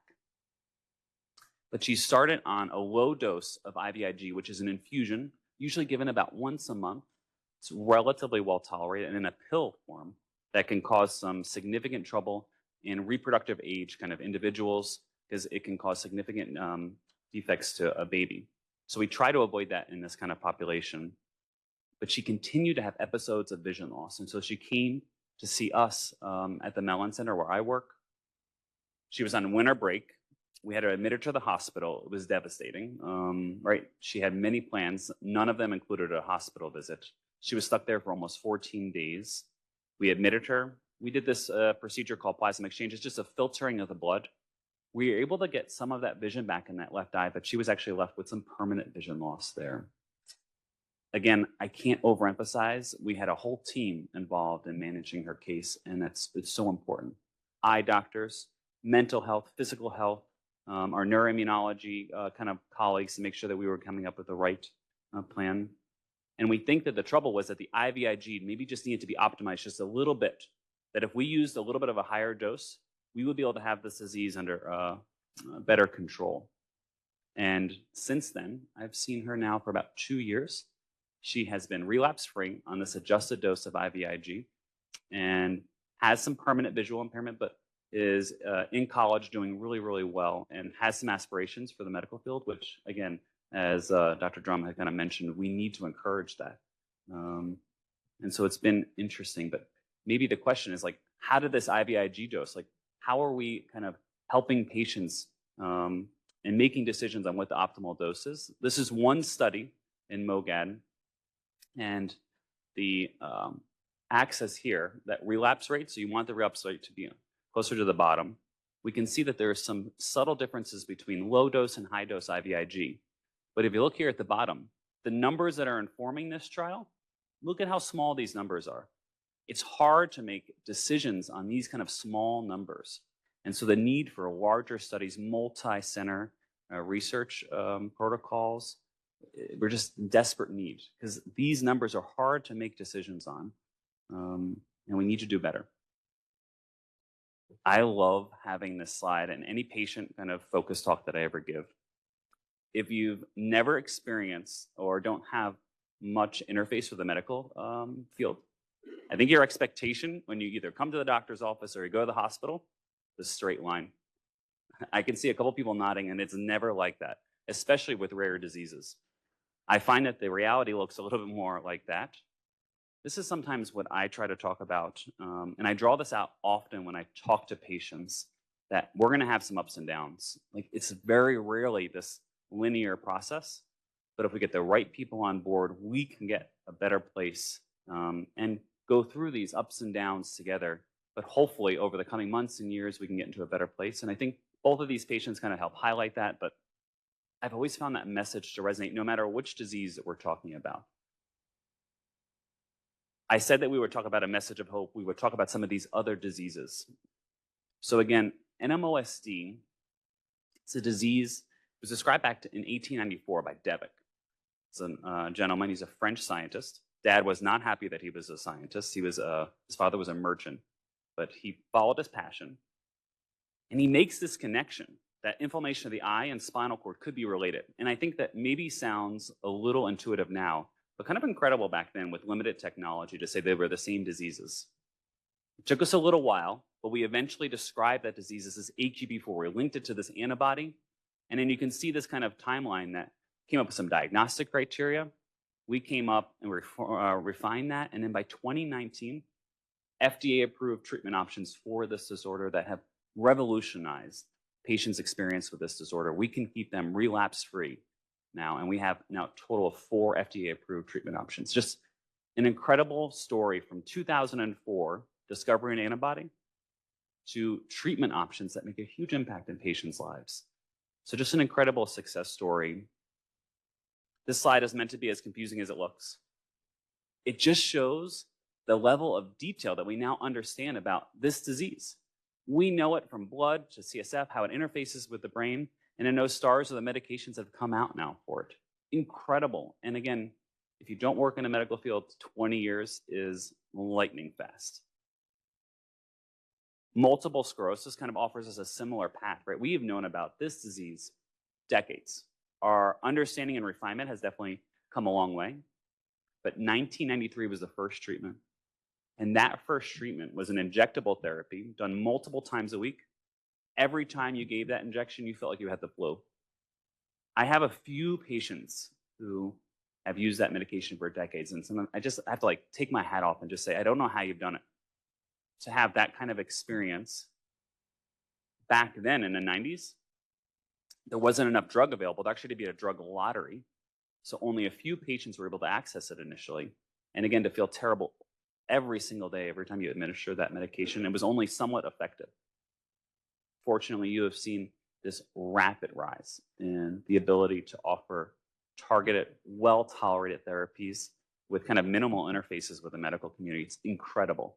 And again, this timeline, really, really fast. And again, we stopped at 2018. There are now over 25 treatment options for MS patients. So just this incredible success stories. This is another kind of timeline around NMOSD. I was just telling this to Pam outside. Devic, kind of attributed to Devic's disease and NMOSD, they're synonymous. A fun fact, though, seems to be that Devic actually described MOGAD in those initial reports. And now that we have a better understanding of that disease, we think that maybe that was that kind of initial description was describing MOGAD, and we just didn't know that back then. But this timeline around MOGAD, you can see it's kind of mirroring HPP4 disease. We've gotten diagnostic criteria in 2023. We have clinical trials ongoing, and I expect over the coming years to get to come back here and talk about some really cool treatment options for these patients because we need them. I wanted to end as well. So we have these other diseases, multiple sclerosis, NMOSD, serving as like a blueprint for hope. No matter what, though, and no matter what disease we're talking about, right? It's a team effort. This is some of the team members that we put together when patients have an autoimmune neurological disease. We hope a neurologist is kind of at the center with the patient and then interfacing with these other specialties. I think we've heard mental health, physical rehabilitation, our medical subspecialties are so important. But I just think that is a vital part of this. And then patient advocacy organizations, which maybe before I was in practice, just didn't understand or think about them. But these groups, and I just have a few of them listed up here. There is only so much that can be said in an office visit, but to hear from someone else who's experienced that disease, who have gone through it, just offers something so different. And then to help advocate legislative change, pharmaceutical change, so important. With that, I'll end. I know we're a few minutes over, but it's, again, an honor to be here. And I'll be available for questions whenever we're doing that.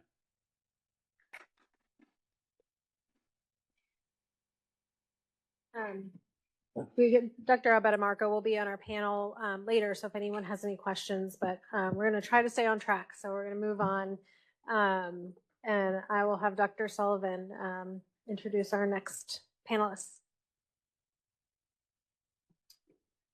Good morning. What a great day so far. We're privileged now to have some people who are in the realm of caregivers as well as people with rare disorders to share their perspectives. No better way for all of us to be the best we can be for people with rare disorders than to have a better understanding of that experience. And no one can tell it better than some of the people who are privileged here to be with us. So I'd like to invite up to our panel, Cordelia and Dave Feynman, Tracy, Marie Greenberg, and Jeff Codman. Please join us up here. So we'll start with Cordelia and Dave, and if you could just introduce yourselves to the teams here and tell your story, and we'd love to hear this message. Will do. And this is can advance the slides. Just right enough. Hello, everyone, and thank you for having us.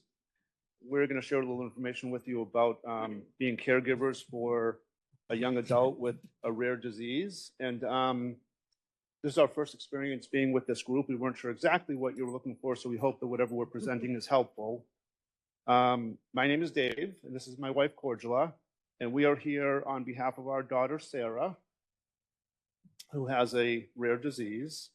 And as we get into our little bit of slides here, we're going to share with you some information about her, what it's like growing up with epilepsy, a little hint on what she's all about. Some more detail on her rare disease that we found out about recently, what our path forward looks like, and then how we all in this room and elsewhere can make a difference. And I thought I'd start by sharing some information with you about Sarah. So she's almost 25 years old. She has a brother, Alex, who's 20, just turned 27 this week, who's a pilot, typical young man. Sarah was diagnosed with epilepsy and autism, and had her first seizure around a year old, within about a week of this picture, actually. Interestingly enough, it's a picture that we've always thought and associated with her first seizure.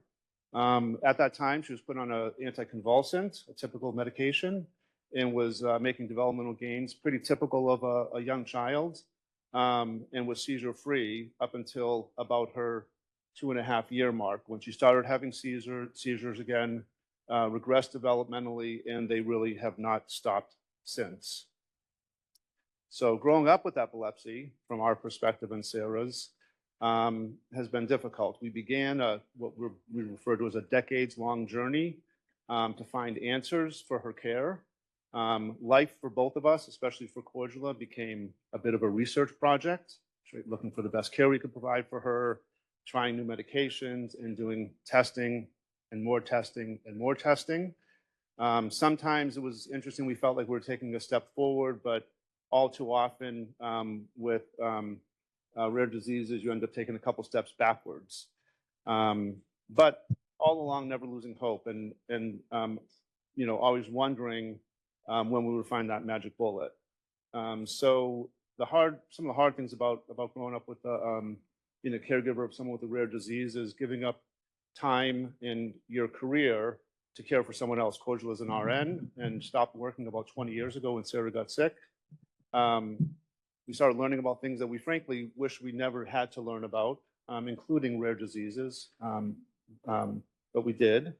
And then we spent our lives advocating for her in every aspect of her life, the things that she could not do, medical, educational, her long-term care, government policy that we talked about before. We've been very, very active with policy change with the state of Ohio, insurance things, and all the time worrying. That picture in the middle is a picture of Sarah before a visit to the ER where she had a seizure on a walk, smacked her head, and another trip. So you're constantly worrying.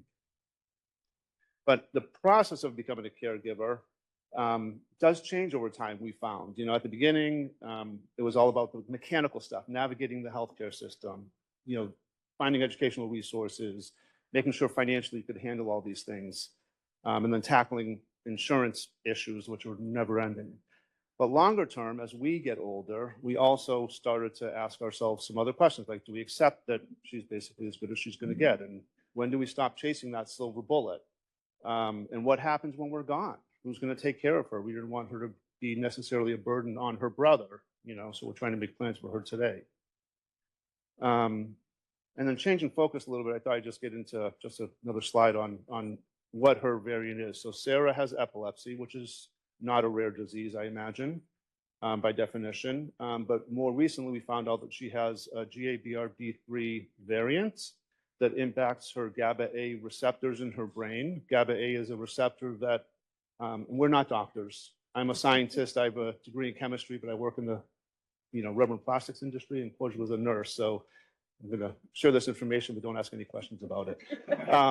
But GABA-A is a receptor in the brain that helps control excitability and calmness. The gene where Sarah's variant is helps build that receptor, and that any alterations in that gene can affect how the receptor works in her brain. And more recently, like within the last couple of years, we've actually found that variants in that gene are associated with different neurological conditions like epilepsy, autism, and developmental disorders and cognitive impairment. So our journey regarding genetics and this gene actually started in 2003.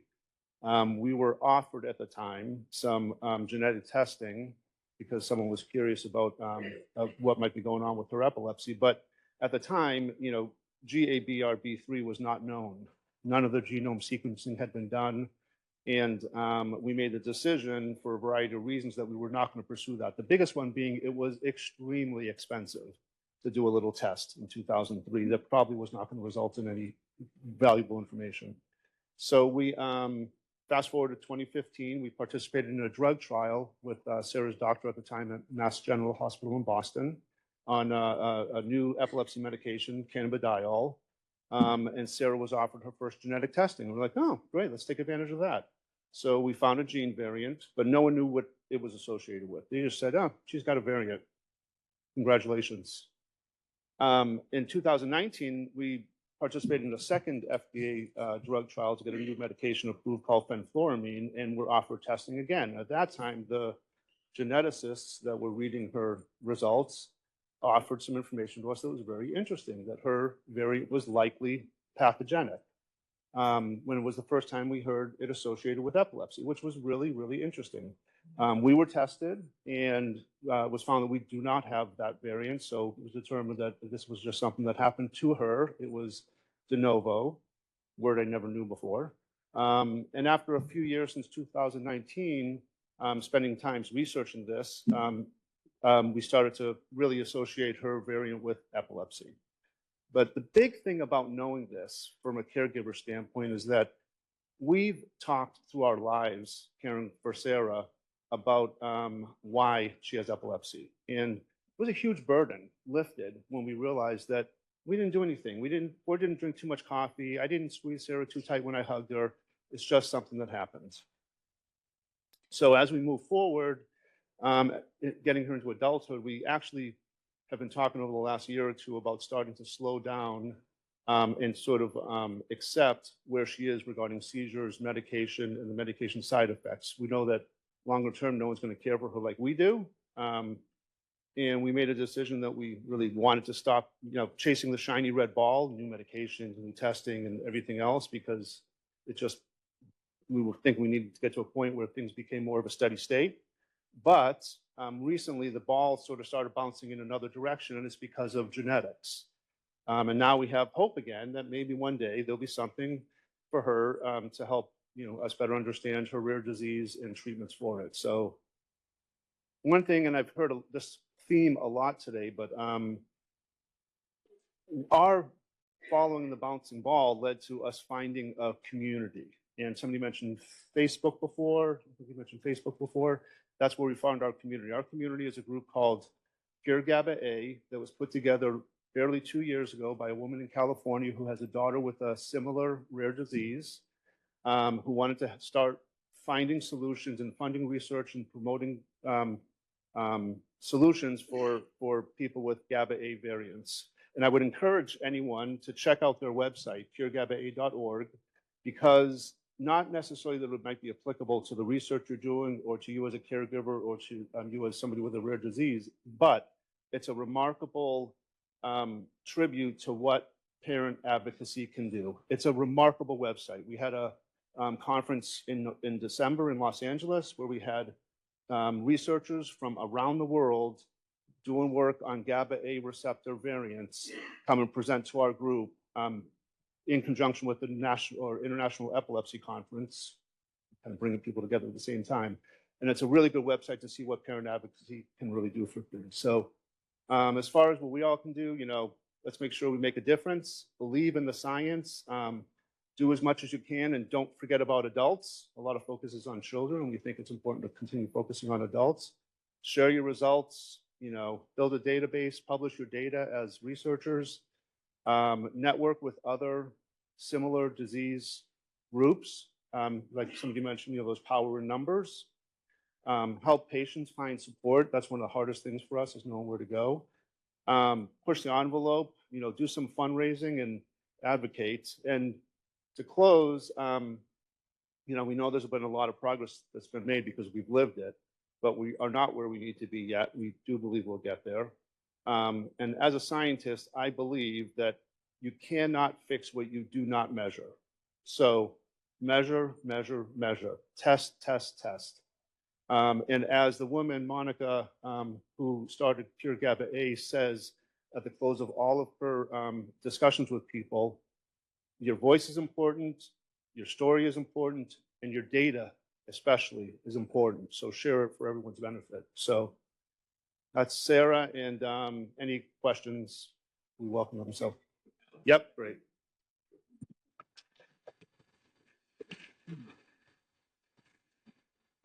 What a passionate story, and thank you very much for sharing that.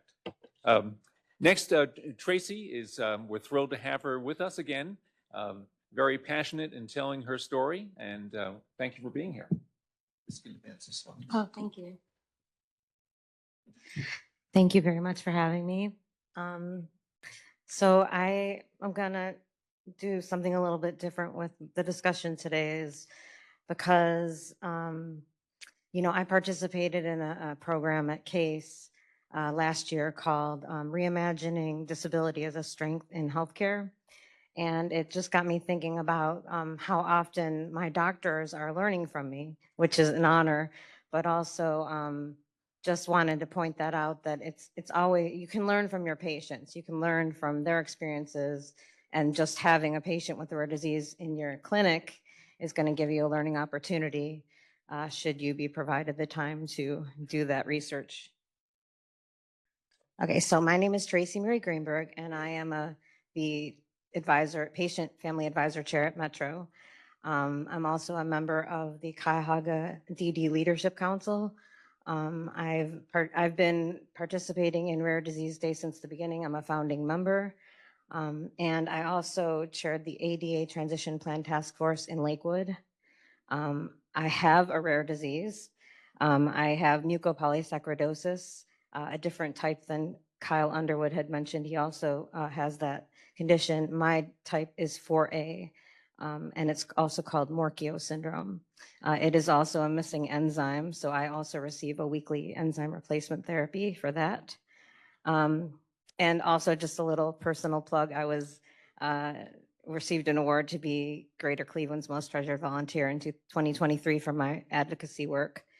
Now, as far as like the professional patient bullet point, when I was in the hospital before I was diagnosed, because I have a late diagnosis, I had a nurse. I was explaining my needs to the nurse because I have this mystery disease.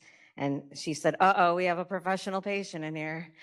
And it didn't seem like a very positive title, but fast forward to today, I take that as a badge of honor. So I guess I'm doing double duty here.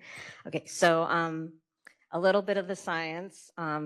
First of all, I wasn't diagnosed until I was 42, and I'll be 50 this year.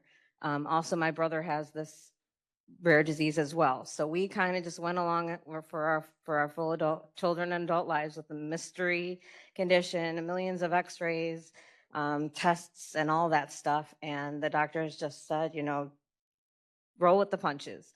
But as I got older and I was going on to my 5th hip replacement, realizing that these weren't working for me, and I was starting to feel exhausted and like there was more than just skeletal. So I did my own research and found a research paper from Dr. Bober. He specializes in skeletal dysplasias, and got a hold of someone there, and they sent me to Akron Children's Hospital to meet with his team, and they helped me get to the bottom of it. And we eventually went and tested for the enzyme, which I was missing. And then my brother went and got the genetic test to confirm that that's what we have. Now, our type is attenuated, which means that it's later onset. So it wasn't immediately recognized as a classic type. And I'm not going to try to pronounce that first blue box there, but that is the name of the enzyme that we are missing. And it's also a single gene genetic condition. So that is the GALNS gene. Both of my parents are carriers without being affected, and so that's considered an autosomal recessive inheritance. So 25% chance for each birth that the child would be affected, and 50% that they would be a carrier, 25% that they would not. And then we have that, it plays a role in the breakdown of what they call GAGs, and I think I can pronounce glucosamidoglycans. And found out that's keratin sulfate and chondroitin. So like if you look at people with MPS, you see we have like very thick hair and very thick eyebrows. So I'm putting it with that. That's why. The symptoms aren't always present for everybody, which was kind of why I was such a mystery, because I didn't have all of these symptoms. But as I progress, I start to experience more and more of the symptoms. We were not, it wasn't visible at birth. So, the screenings are so important because the enzyme replacement therapy can be given to infants in utero. And so that's very important. The kyphoscoliosis was the first thing that the doctors noted about us. And so that's when they started doing more x-rays and things like that when we were kids. And the atlantoaxial instability, I hope I'm pronouncing that right. Most children with Morquio syndrome have a spinal fusion in childhood, just to protect the spinal cord. I haven't had that, and I have experienced like shock waves and crazy things sometimes. So that's and obviously the endurance and gait and mobility challenges. I've had 7 hip replacements, and my last hip replacement was one of the fancy 3D printed versions. So we have a great system here that provides these options here in Cleveland. So I'm so grateful for that. Okay, so I appreciate everybody who wore their stripes today. I've heard this so many times that, especially when I was trying to get my diagnosis, that they say when you hear hoof beats that you're supposed to think horses and not zebras. I don't know why they teach this because, like they said, that rare diseases individually are uncommon, but if you look at it as a whole, it's a common thing to experience a rare disease. So I found this really great paper about this, and I don't know if I credited it right, but I just threw the information in there and I quoted it as well. There is an inherent tension between standardization and customization of care delivery practices. And I kind of want to finish off my discussion as opposed to talking about me and all my experiences, but I will kind of bring that into the picture. But what I want to say is that, veterinarians, they have kind of a similar challenge because they have to have a different animal, different biology, and every animal has different metabolisms and different medications and things. So I wish that the system with people could also kind of be more customized. Not that we're different animals, but we have different biologies when we have rare diseases. So there might be a curveball thrown as far as like hypersensitivities or things, medications that someone can't tolerate and things like that. So if we could just kind of capture that information and be able to understand the individualized needs.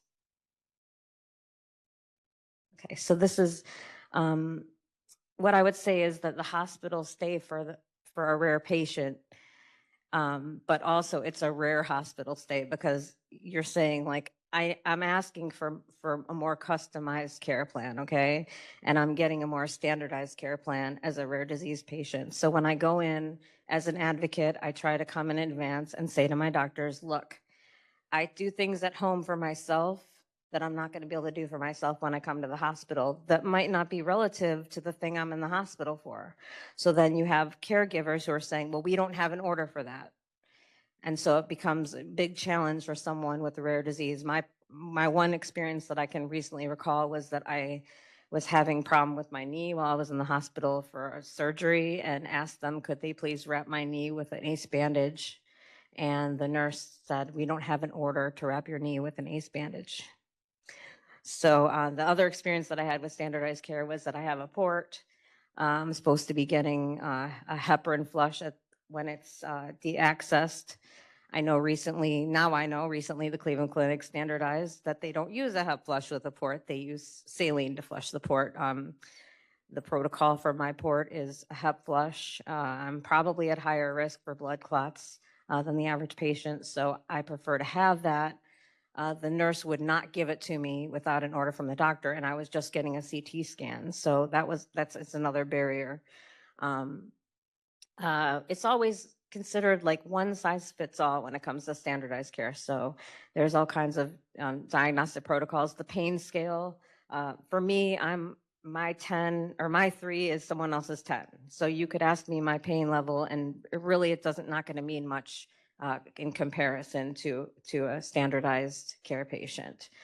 And then the customized care plan, which I'm hoping can be more readily available for patients would be where you're considering all the risk factors for the individual and you're considering that they might have hypersensitivities to sounds, to smells, and need certain dietary considerations. When I was in the hospital at the time, one of the times, they were only letting everyone have diet cola, diet everything. Well, I use the sugary syrups and stuff to help with my nausea and things like that. And so I couldn't even get a cola to help ease my nausea because of the new standardized situation with cola. Now, I just want to say a few more things because I know we're running out of time. I want to really focus on the specialty medication situation because I am on an enzyme replacement therapy. So when I'm inpatient, it's questionable as to whether I'm going to be able to receive that because I get 4 weeks, 28-day supply at home, and I have a nurse that comes to my home to give it to me. But I can't invite her into my hospital room to do what she does for me at home because of legal reasons and whatnot. And I did at one time do some digging and I found out that there is a department, it's internal, this phone number is internal and only for providers. But I spoke with the gentleman there and he explained to me all of the barriers involved when it comes to trying to get a patient that's in hospital trying to get their in-home specialty medications infused. So he suggested that any provider could call this number to get guidance on what to do if they have a planned admission or even an emergency admission to see if they can get that in-home medication delivered to the pharmacy, get them the in-service that they need for mixing and for infusing that medication. Because insurance will not repeat an order. If you already have a 28-day supply at home, the clinic cannot order it for me. So, and I don't know if I'm going to be in the hospital for 4 weeks. So, so this number is a very good resource. I'm hoping that moving forward, there can be more systematic protocol for patients receiving specialty medications when they're here in the hospital. So thank you. I think that's it. Tracy, thanks for being so open to sharing your story, and thank you for being an advocate for everyone else. Our third speaker about the personal experience is Jeff Codman. Jeff has been a caregiver for a family member and then quite uniquely and separately experienced what a rare disorder is like personally. Thanks for sharing your story. Good morning. About 20 years ago, my son, he was just approaching 4 years old, and he was sick.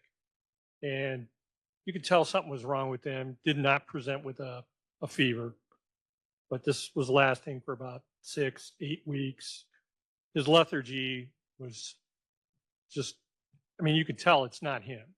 Okay. And so at the time we were with a pediatrician group, and there's like 7 doctors there. And I think we saw 6. And they're all like, well, if he doesn't present with a fever, you know, he doesn't have a virus, so there's nothing we can really do about it. So finally, one night, he just looked so bad. My wife took him into the hospital. They gave him an IV in the ER. And here, as soon as they gave that to him, he presented with the classic symptoms of Kawasaki disease. So that was our introduction to rare diseases, specifically autoimmune disorders. Like the skin on the tips of his fingers just started to peel. His tongue looked like a strawberry. His gums were all bright red. Luckily, however, the head of pediatrics at the hospital happened to have worked with Dr. Kawasaki. So he was like, oh, this is okay. We have a protocol. We know what to do. We're going to give him IVIG, usually 1 dose. He'll be better. So, you know, we go look up what is IVIG, et cetera, you know, you find out all that and try to find anything on Kawasaki disease. Well, first of all, it's 20 years ago, so the internet was not as robust with the amount of information that there is. So he gets the treatment. Seems to get a little better. He's still in the hospital. He's not getting any better. So they come to us, well, we're going to give him a second dose. Has this ever been done? No. No, we really haven't had any of these kids come through with having more than one dose. Right. So they gave him the second dose. A couple days later, we took him home. By the weekend, he was bad again. We took him in. They're like, we'll give him another dose. So they gave him the third dose. Luckily, that was it. He was able to get better after that. So with the Kawasaki disease, it's one of the things that it attacks is the coronary arteries can get inflamed. So at that point, really the only medication he's on since then is just a baby aspirin. So, just to keep the blood a little bit more thin, which just means he gets nosebleeds every once in a while. But so now he's 24 years old. They've looked at him multiple times. They test his heart. I think since he was 18, they were like, "Oh yeah, you're fine now." They cleared him. He could play sports if he wanted, as long as it's not like football, any contact sports like that. Just not to do that. But so other than that, this was just a really an event that occurred and just took place. But 2 years after he got sick, I got sick. And I presented with just a sinus infection. And I go in to see my doctor, gives me a course of like antibiotics. Okay, 10 days later, still not getting better. Try to go back to my doctor. Oh yeah, he switched practices. He's gone. So I got to go see somebody else. So you see this other guy, another doctor, looks at you, not really knowing what's going on. I mean, you got this sinus infection, yes, going on. You're starting to get this rash, and it's on your ankles and on your wrists. Okay. Doesn't even want to address the rash because doesn't know what it is. Gives me a course of antibiotics. 14 days later, still not getting better, losing weight, not eating. Everything you want to eat tastes terrible because everything everything is being basically all the contaminants in your body are coming out through your skin, through your tongue. Go to another doctor. This doctor finally says, "Oh, let's do a blood test." So he does the blood test. We get a call. Just go to the hospital. So just go to the hospital, go to the ER, you're being admitted. So, okay, what does that mean? So, we rush to the ER, get there, and then they tell me, it's like, well, yeah, you're in complete kidney failure. It's like, oh, okay. So, how to get this bad? They're like, your creatinine level is 9.8. That's pretty bad. I was 42 at the time.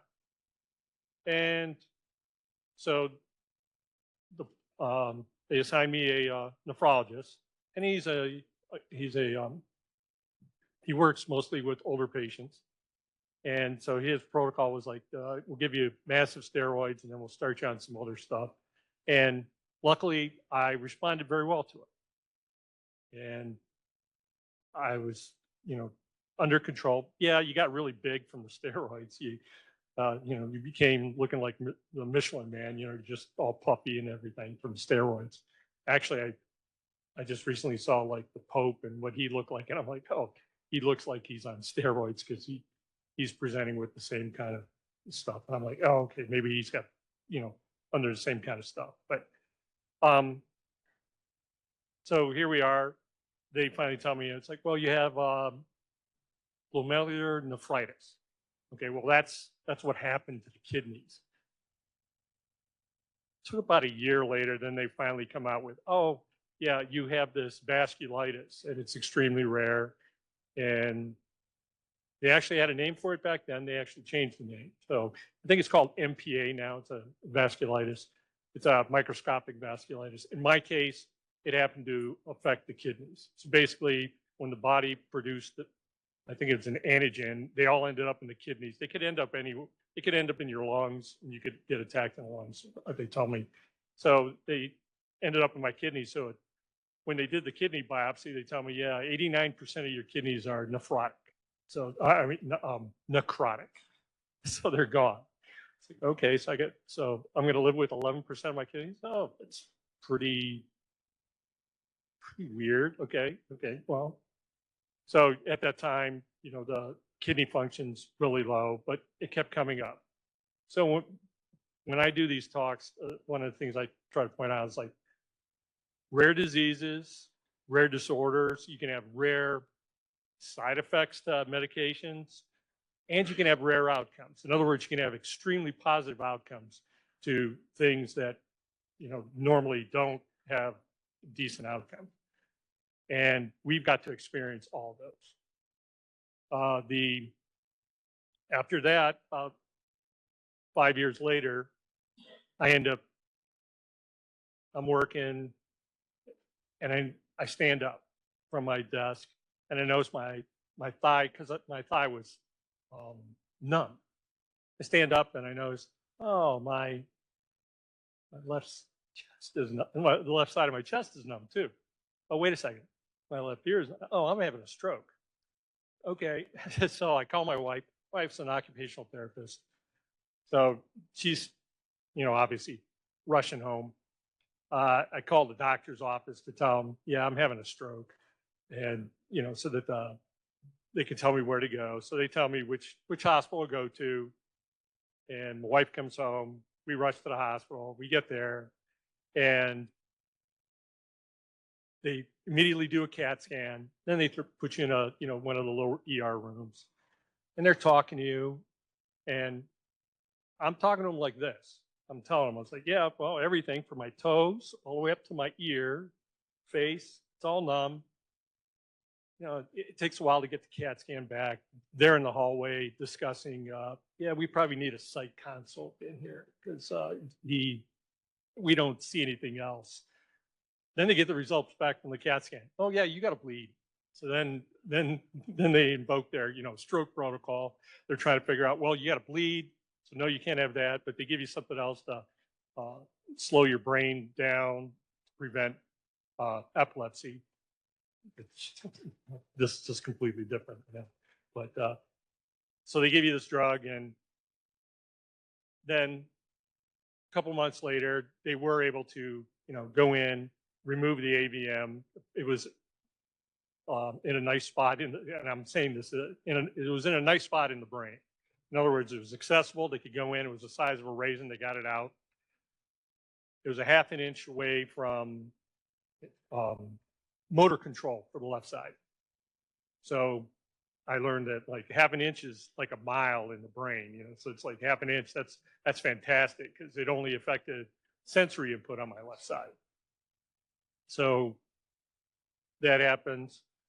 And then obviously they're looking into like, oh, did the autoimmune disorder cause this? They're trying to figure that all out. They rule it all out. It's like, nope, you just have this. But in the meantime, when they first gave me that medication that was supposed to prevent epilepsy, 3 days later after that, I'm sitting in my office at home because I've always worked from home during my kid's entire life. So my daughter walks in, our oldest daughter, she walks in and she goes, Dad, you got these things all over your back. And here, that medicine they were giving me caused thrombocytopenia, which wiped out my platelets. And so I look like I have Ebola, it's like you got petechia just breaking out all over your body. And yeah, there was blood in my mouth. I just didn't realize what it was coming from. So that's a rare side effect of that medication. And then rush you to the hospital. They measure, they measure your blood. They come back and they don't give you the answer, like what the numbers are. They go, we're going to do another test. It's like, okay. So they do another test. That test, they said, oh, your platelet level is 5. I said, okay, what does that mean? Well, it's supposed to be around 300. So like, okay. So they have to give you platelets. They go, the reason why we did the second test is the first one came back with a 0. Like, oh, okay. So this is just like, and then they link it to the medication, the Dilantin, that, oh yeah, the Dilantin caused it. So they immediately stop that, and that's done. So, you know, there's a rare side effect, okay? And then following all the brain surgery, the rehab, et cetera, then I get a flare of the vasculitis. And that's in like 6 months later. Obviously, I think all the stress of all those things just caused additional things that caused it to happen. So that happens, but it presents completely differently. And they, you know, they're testing all these different things. Finally, somebody does a blood test, says, oh, we'll check to see, you know, do you have the marker for the, you know, the vasculitis? Sure enough, it was a flare. So they gave me something and got rid of that. Since then, the last 10 years, I've been on rituximab every 6 months, and it's been great because obviously all the vasculitis is suppressed, the immune system doesn't overreact. But even like the previous doctor who came in here, he was showing the, you know, changing treatment options and stuff like that. And even every time they're changing the medications, they got to track everything. And they're just trying to figure out, like, does it work on you? Just because it worked, you know, you spoke about standardized care versus special, you know, rare disease care. And I just look at it back. It's like, yeah, all of us, we're all individuals. There's going to be some things that can apply to a lot of people, a large part of the population. Then there's people like some of us that it's all custom, and they've got to pay extreme attention to it. So when you go in and you meet a new doctor who hasn't read the 10,000 pages of your medical history or even the relevant parts, they prescribe something to you, it can mess up what's going on, which I understand it. You just got to work through this, and you go back to your primary doctors who actually know what's going on. So through this whole thing, I'm sitting here now. I mean, like I said, this to me, this is a rare outcome. My nephrologist looks at me. I mean, my kidney function is near normal, and like I said, that's just between that and between the brain recovery and the plasticity of the brain. These are also, like I said, rare outcomes, and I'm extremely grateful to that and extremely understanding of that. And then with the interesting thing about the neurologist is we had spoke about neurology being some things being older protocols. What I found out is if I have a problem, the neurologists are great. But as soon as like midway there, after the stroke, when my left side suddenly started feeling more things, and you tell them that, they like don't know what to do with that. They're like, oh, something's changing.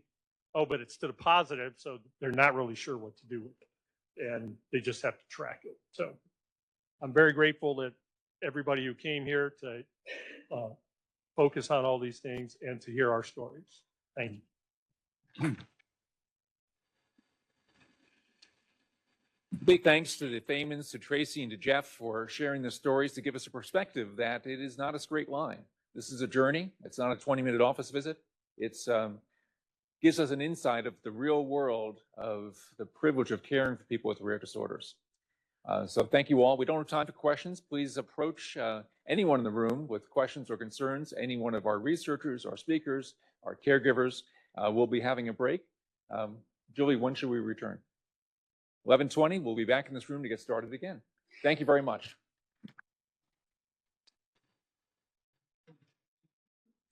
For our next talk, I want to invite up Dr. Matthew Anderson, who is co-director for the Oxford Harrington Rare Disease Center, and he is going to talk about advancing treatments for rare disease.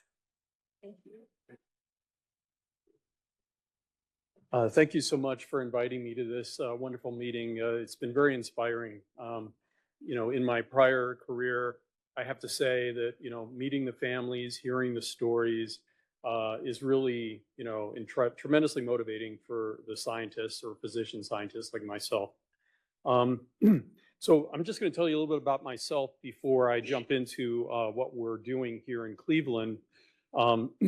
My original inspiration came surprisingly very similar from Mitch's, which is cystic fibrosis. Around that time, his team with Francis Collins and others really identified the gene and then pursued, what is the function, but we were doing that in parallel. And this, all that work really became the foundation for small molecule therapeutics. And it is literally the poster child for what one can achieve because this previously fatal disorder, they now live a long life. Again, I'm also very motivated to think that we could make a lot of progress here. After that, I sort of moved into the central nervous system, focusing on autism and epilepsy, again, mostly rare genetic disorders. Spent about 25 years doing this in my own laboratory in Boston. But I kind of came to realize that, I really didn't know how to make drugs for these disorders. So I decided to go to Regeneron and to lead their neuroscience therapeutic pipeline. They had a really rich set of targets, neurodegenerative disease, but some other rare disorders as well. And many of these targets happen to be rare genetic things, but they are a part of Alzheimer's, for example, or other disorders. So I think that rare disease can inform common disease in many cases. And then I decided I really missed academics, but then I wanted to bring my training in pharmaceutical industry to bear. And this opportunity kind of came up. And so it's the Oxford Harrington Rare Disease Center. I'm co-director. There's equivalents, a co-director in Oxford. And really the mission is to advance treatments for rare disease. Really the goal is really find unmet. This is the Harrington Discovery Institute's mission, and then later I'll get back to the rare disease program within that. And the Harrington's mission is to accelerate promising discoveries into medicines for unmet needs. And it's really a unique program, which I'll tell you about, but I think it really fills a critical gap moving from academics to something that would be in clinic. It's an international drug discovery program, and it really brings together nationwide and actually international US, UK, and Canada scholars who apply for funding along with industry experts. It's kind of unique in that they're funding them, but they're also pairing them with a team and project managers and lots of expertise to try to get whatever they have all the way to clinic. It currently has a very diverse portfolio, but before that, how do they create their impact? Well, again, they're reaching across the country, US, Canada, and UK, to ask for proposals for fairly mature projects that could eventually be within a reasonable time frame in clinic. This leads to at least hundreds of applications of projects, and over the since 2012, they've had thousands of proposals that they've looked at. Unfortunately, they have to select a subset of those, but they carefully think about what their future looks like. And these are aimed towards severely disabling and life-threatening diseases.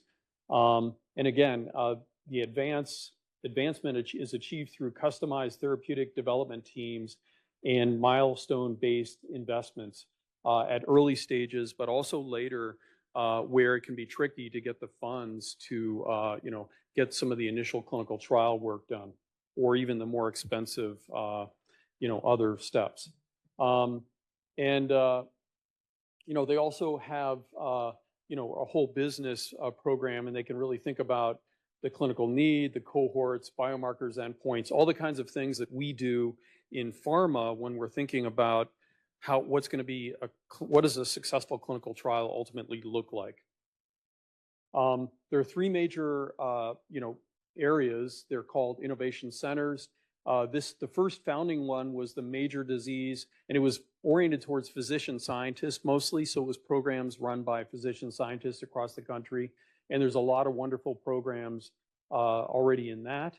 There's a brain health medicine initiative, heavily oriented towards neurodegenerative disease, but other things as well, neurologic and psychiatric disorders. And then there's the rare disease, which I'll talk in more detail about shortly. It's really almost like a foundation, a little bit like the Cystic Fibrosis Foundation, which, again, Mitch and I experienced firsthand how they turned something into this wonderful therapy. And I think it was personally inspired by that. So they look for people that will support this kind of effort and really want to have a large impact in medicine and bring something to clinic. So part of it is grant funding, but it's not huge. So they do depend on the people also having some funds from other sources, or that it's very late stage. There's hands-on development experience provided from pharma experts. There are various services, CROs, and other services that really can kind of do the key experiments. There's business strategy and commercialization support. And then finally, ultimately, it's almost like a venture effort really to build a company. But they have all that expertise. And they have councils that will advise, including scientific and even investment councils. The expertise comes from a wide range of companies. As you can see here, some highlights would be Merck and Pfizer and Johnson & Johnson, Roche. Many years work in that, and these are people that maybe they're sort of later in their career and they just want to bring their expertise to bear on this kind of thing. And they've been successful in bringing things to market, and I'll show you some of those numbers. It's really important to de-risk these things and get them as close as you can to clinic.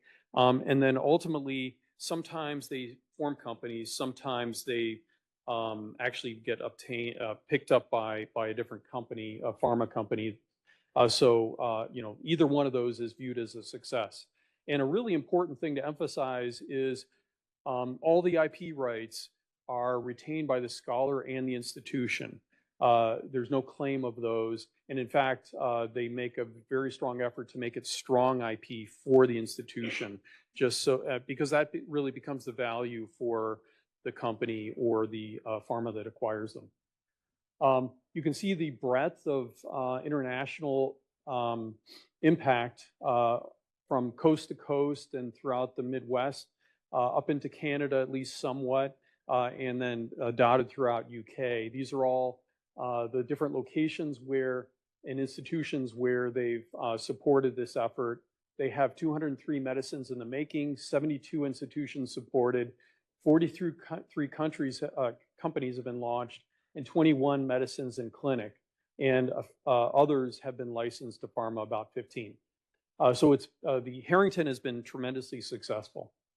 So this led to an interest in a new effort, a partnership between the Harrington Discovery Institute with this very successful model and the University of Oxford, which most of you may have heard pushes really hard on genetics, and they have the unique UK Biobank, which we at Regeneron tapped into quite a bit, but they're sort of using that to motivate their efforts. So there's a really strong push from both the US side and the Great Britain side.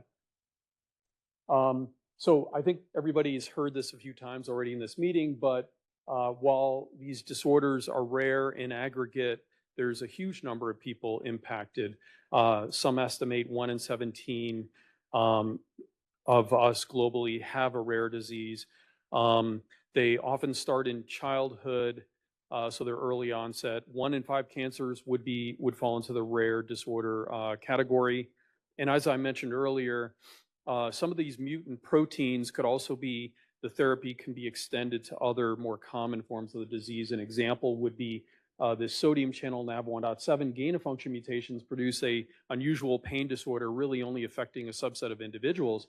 But if you can target that gene, that I can say many companies, it's not, really private, realize that that could also be useful in various pain disorders and possibly avoid opiate problems that we have in the country.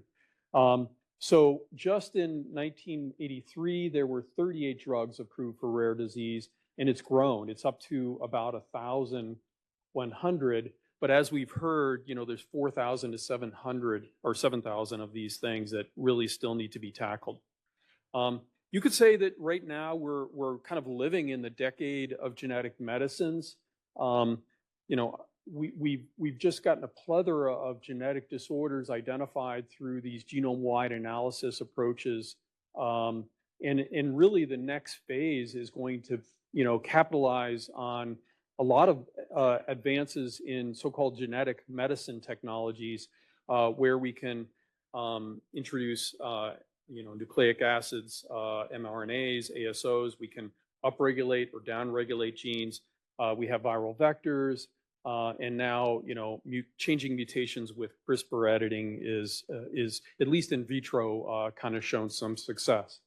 And then the other, I think, aspect that is coming, and I know this from experience, is targeting these genetic medicines to the specific organ systems or cell types. And this helps to improve delivery and efficacy, but it also improves safety because these things can have off targets. If they act by hybridization, it can be just a short sequence that leads, if it at a high dose, off target effects. So here's the vision of the program: combine the excellence of research in academic universities across multiple countries with this drug development and discovery expertise at Harrington. And the mission is to bring medicines to patients, including rare disease. And, it's pretty ambitious, the goal in Oxford Harrington, which is 40 drugs in 10 years. Luckily, there's a lot of people behind this effort. If you go to the website, you'll see it's a very large program being supported in the UK and the US. So I think I've talked quite a bit about, the strength of the two institutions. I'll just point out Oxford has many rare disease researchers, so they bring that strength. They have most recently created the 300th company, so that's also, they're very good at that, and there's sort of venture capital support that's aimed specifically at Oxford, and there's something equivalent in the Cleveland area. So together, we believe that this is really going to accelerate drug development for rare disease. In rare disease, we're thinking of it in at least 3 categories right now. It doesn't exclude some alternate conditions as well, but we're thinking heavily about neurologic, developmental, metabolic, and rare cancers. I'm happy to share with you the first 10 winners of the 2024 Rare Disease Scholar Award recipients shown here. And you can see they're from a wide range of institutions, and they all have very exciting, very diverse platforms that they're using, from various nucleic acids, viral vectors, cell therapies, and the like. So it's not restricted to one therapeutic platform. And I just was going to point out a couple of the highlights. Bowen Lee is from University of Toronto. He's targeting cystic fibrosis using lipid nanoparticles to deliver mRNA to the lung, and feels that is going to be a nice complement to other approaches that people are taking. Tim Yu at Boston Children's, a good friend of mine when I was in Boston. He's pursuing PEX1 mutant version of Zellweger syndrome and using an ASO approach. And he's kind of famous for his N of 1 experiment studies, that many people in the rare disease field know, which is a very innovative approach where he's shown some success. And then Charles Gersbach is kind of another example to show the diversity of approaches that we're supporting.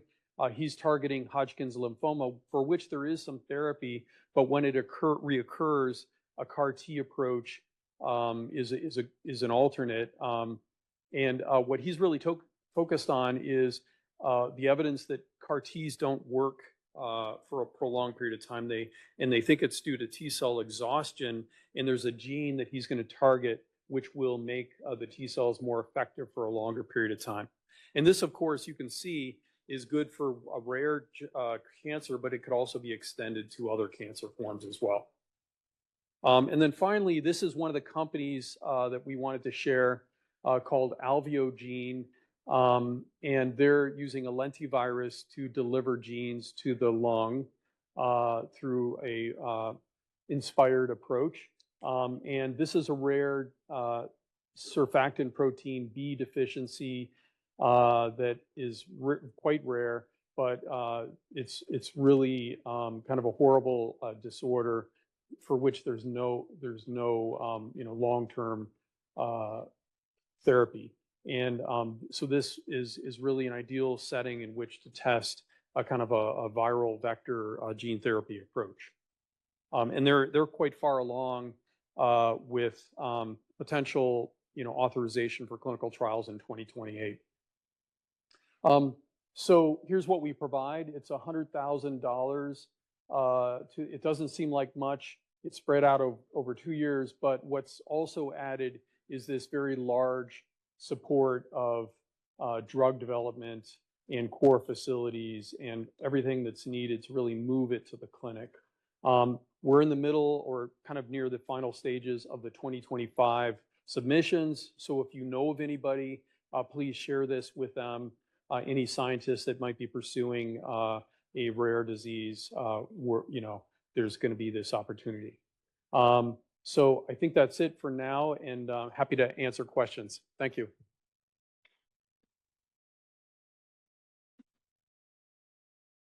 Thank you, Dr. Anderson. And if you don't mind, we will save questions for the panel coming up in a little bit, just so we can try to stick on time. Okay, so next we have Dr. Mukherjee, who is a hematologist oncologist at Cleveland Clinic, and he is going to talk about when histiocytes go awry.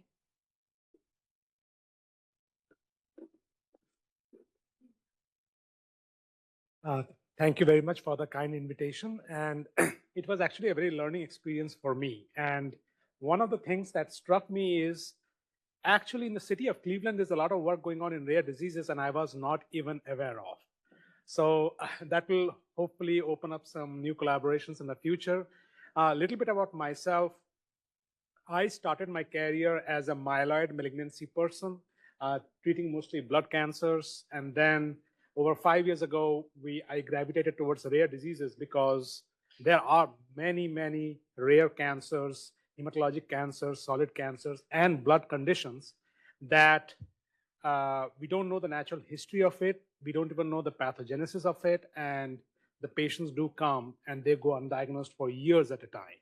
And that led to the launch of a rare cancers and blood diseases program at the Cleveland Clinic, which I have been leading for the past 5 years.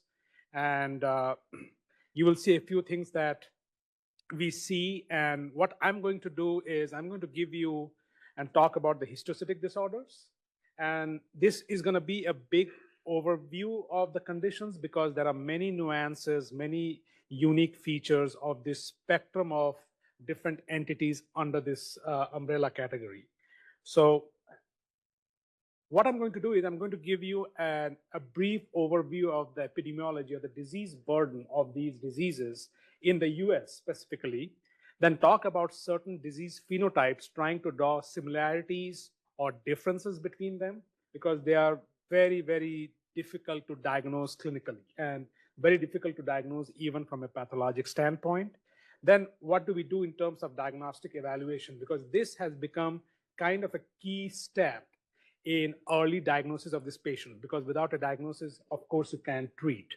And finally, I'll talk briefly over the different treatment options that have come across over the past few years. We don't have a whole lot of treatment options, but we have come a far way still from what we used to do in the past. So this basically is the SEER cancer registry that covers about 37% of the US population. And if you look at the color-coded, the light blue ones are the rares, and the other one is common cancers. Now, if you look across the different organ systems, at the very bottom, you have the hematopoietic system. And in the National Cancer Institute SEER registry, which is a population cancer registry, 38% of the reported cancers under the hematologic organ system are referred to as rare cancers. Now, of these rare hematologic malignancies, I have listed a few on the right side. And if you look at them, these are the cancers that have less than 2 cases per 100,000 per year in the US. We are talking about a whole bunch of these conditions that are really very rare. And sometimes you may go in your lifetime without ever seeing one of these cases. So just focusing for this talk on the histiocytic disorders, you can see the incidence is 0.01 case per 100,000 per year in the US for both the males and the females. And this has been my clinical area of interest for these past 5 years, among other diseases that I see. And we are slowly moving into the translational area because of a severe need for some therapeutics, small molecule therapeutics and targeted therapies. So what are these histiocytes? And if you look at this cartoon, they actually come from a stem cell. They come from a bone marrow hematopoietic precursor or an embryonic precursor, and they go through certain stages. And the end differentiation of these cells are the macrophages in the dendritic system, which form the phagocytic system of our body. These macrophages and dendritic cells are grouped together under the histiocytes category. And as you can see, there are many different histiocytic entities, and it's impossible to go over them in the short period of time. I'll be focusing on 3 in which we have the most understanding that we have gained over the past few years. These are all in adults, and where we actually have some therapeutics now that is really transforming the lives of the patients who have these conditions. One of the things to kind of bring it up is, where are the histiocytes found in the human body? And there's a whole bunch of places where they normally reside. And this is very important because anytime these patients, due to any condition, are admitted in the hospital and they go through a biopsies, and the pathologist finds histiocytes in these sites, and they panic that the patient might have a histiocytic disorder. That's not the case. Histiocytes are immune cells that are found practically in every site of the human body. And they do have a role in host defense and tissue repair. They carry out a bunch of very important function in maintaining human body's immunity and defense mechanisms. But what the biggest difference in our understanding of the histiocytic disorders has been at the molecular level through work from several different groups, both across US and Europe. And what we know now is it is the RAS, RAF, MEK, and ERK pathway. This is the pathway which constitutes the down signaling cascade for a tyrosine kinase receptor, and these have been identified in a wide variety of histiocytic entities, providing us opportunities to target them with therapeutics. So touching over the 3 histiocytic entities that I will go through in this period of time, which is the Erdheim-Chester disease, the Rosai-Dorfman disease, and the Langerhans cell histiocytosis in adults. The big question is, how do they present? How do we even know somebody has this? So there has to be some clinical clues that could guide you to the diagnosis of these patients. And the Erdheim-Chester disease and all the other 2 diseases, these are diseases that affect every organ system or site in the human body. So their entry into the health system could be through any number of specialties depending upon the organ system that is involved. But some of the very classical presentations that we see in our day-to-day practice is people shows up in the emergency department feeling lethargy or tired, or shows up in a nephrologist's office referred by a primary care doctor because their serum creatinine is worsening for no reason. They can't find a cause. They go through kidney biopsies, can't find a cause. And eventually, somebody does a CT scan of the belly, and there's a lot of fibrosis causing constriction of the ureters and causing hydroureteronephrosis, leading to placement of nephrostomy tubes or stents. And when that happens and somebody does a biopsy, it raises the flag this patient could have a histocytic disorder. It's a very, very common finding how these patients present. Second is they may present with proptosis, leading to questions about Graves' disease and whatnot. And then you have a scan, and then you see a mass behind the orbit, and they do a biopsy and found a lot of dense fibrotic tissue. They don't know what that is, and that's how they get referred to us, raising the flag of could this be a histocytic disorder. There are people who come with recurrent pericardial effusions, shortness of breath, repeated pericardiocentesis, ultimately has a pericardial window done, and that on biopsy shows histiocytes. And finally, people will come in with bone pain, and when you do an X-ray, you will find sclerotic lesions around the distal femur or upper tibia, right around the knee joints. And these classically are the findings that you will see in the athletes because they are running and they have pain in the knee, and that's why they show up first in the orthopedics department. Even the basketball coaches, they are the ones who present with this. So I show you a few of the, the leftmost is the PET scan. As you can see, all the dark areas, these are the areas which are involved. The skeletal areas, you can see the long bones are the preferred sites of involvement by Erdheim-Chester disease. If you look at the CT scan, the coronal section of the abdomen, you can see, you see these fuzzy looking things around the kidneys. That is a very classical presentation in Erdheim-Chester disease. We call it the hairy kidneys because the kidney should look like a bean-shaped structure, but you see irregular margins. And finally, when you look at this one, you see this is the contrast, but you see some sheathing. What you see in these patients are there's a circumferential coating of the aorta. So in a way, the Erdheim-Chester disease kind of based on these radiological findings, there is a triad. You will have these sclerotic lesions around your knees, you will have these hairy kidneys, and you will have this coating around the aorta. And it is present in almost 65 to 90% of the patients. This kind of gives you a clue as to which path you will go. Then moving on to the Rosai-Dorfman disease, and this has a very unique presentation, massive lymphadenopathy, mostly affecting the cervical region to the point that the patients have to keep their face up to accommodate the big size of the lymph nodes. It can affect lymph nodes in other parts of the body too. But this disease has a nodal presentation where it can affect the lymph nodes, but it can also present in an extranodal fashion.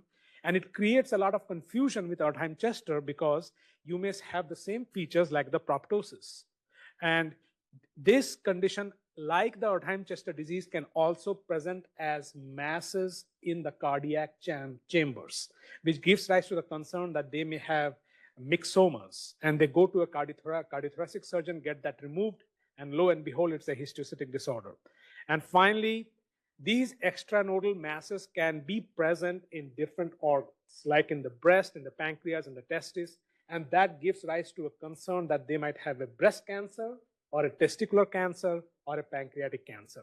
And as you can see here, these are all enlarged lymph nodes in a patient. This is where you will see this is the filling defect here. This is one of the mass inside the heart chamber. And when you look at the last one, these are all masses behind in the retroorbital region causing proptosis. And finally, going at the Langerhans cell histiocytosis, which is predominantly most commonly seen in pediatric population, and the outcomes are very good, not so much in the adults where it's a little bit of a tricky disease to treat. So there are like the 7 so-called deadly sins of Langerhans cell histiocytosis that these patients can present with. And unfortunately, so most of these observations has to happen at the primary care doctor level because by the time they reach us, some amount of damage has already happened. So these people may live with chronic rash, intermittent rash. They come and go, and they can last for months or even sometimes years. Then they have this bone pain for a long time. Nobody checks out. Eventually, you do an X-ray, you can find the lytic lesions. A lot of people come in with pain around their ears, and the ENT evaluation is fine. Nothing goes on. They get a routine course of antibiotics. Finally, somebody does a CT scan, and you find mastoiditis. That is biopsied, and then you get to know. Then there are oral lesions, the chest pain or dyspnea, chronic diarrhea, frequently misdiagnosed as irritable bowel syndrome or inflammatory bowel disease, despite negative colonoscopy with biopsies. And finally, the classical diabetes insipidus picture, polyuria, drinking very thirsty, drinking a lot of water, and going to the restroom to urinate many, many times in a day. And this happens for an entire year or sometimes for years, and people can't diagnose it. Eventually, when you do a scan of the head and you do a biopsy, you find that it is probably because of the involvement by the LCH. If you look at the pictures below, this is a lesion in the skull bone. Here you can see a pituitary cellular enlargement, which causes destruction of the pituitary gland. This you see is a very classical picture in a patient with adult histiocytic disorder. It looks like a picture of somebody who has interstitial lung disease. But Langerhans cell can cause very nodular cystic appearance of the lungs. Very difficult to diagnose unless you do a biopsy, a bronchoscopy with transthoracic biopsy, transbronchial biopsy. And finally, you can see some neurodegenerative changes that can happen as white matters in the brain. The last one is the one where the prognosis is really very poor. So as you can see, there is a plethora of presentations of these patients, sometimes overlapping, sometimes very confusing, but the final key process is, of course, a pathologic diagnosis, and it is a multi-layer process. And here too, you will see there are a lot of overlapping features. But the most important thing is we always recommend multiple core biopsies because these patients may take up to a year or more for getting a diagnosis because several prior biopsies came back inconclusive.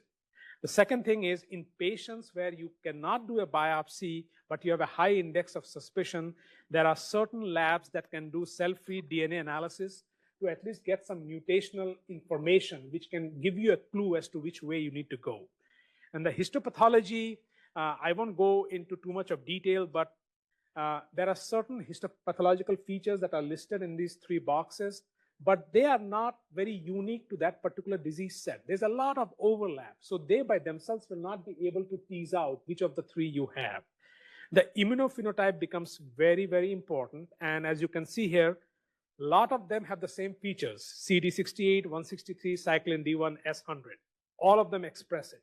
But the ones that are very unique and distinct to these entities are factor 13A for Erdheim-Chester, OCT2 for RDD, and the CD1A, CD207 for the Langerhans.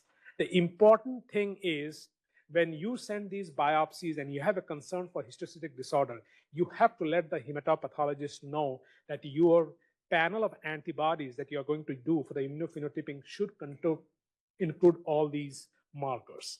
And finally, the mutational analysis, which does help you choose therapy, but does not let you distinguish between the entities.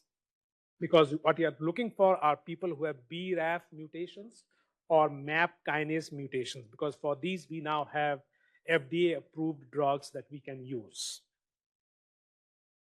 But there are many pitfalls, and this is something I wanted to go over. Whenever you are establishing a BRAF mutation status in these histiocytic disorder patients, it is very important for both the clinician and the pathologist and the genomics person to know that it should be confirmed on gene analysis, not by immunohistochemistry, because it could be a false positive test. Second, if somebody comes back negative for BRAF, you have to confirm it by doing it on two separate sites or on two or by more than one modality, because you do not want to miss it. At the same time, you do not want to overtreat it just because you found it by histochemistry or staining. In any of these patients who have any associated blood count abnormalities, they need a bone marrow biopsy for two reasons. They can have a bone marrow involvement. If they do, that is considered a high-risk organ involvement and has a poor prognosis. Second of all, it has just been found out in the last few years, 10% of the patients who have non-Langerhans cell histiocytosis may have a second blood cancer. So these entities, in 10% of them, they will have a buddy blood cancer. And in that case, you will have to prioritize which one you want to treat first, because which is likely going to be the immediate driver of that patient's prognosis. The bone biopsies are very tricky. They have to be processed in a very special way, because if you do the EDTA chelation that most of the labs do, you will destroy the DNA and they will not be able to do any genomic analysis. This is one of the most frequent problems we face from all the referrals that we get. Rosai-Dorfman disease is a huge masquerader of lymphoma, particularly Hodgkin's lymphoma.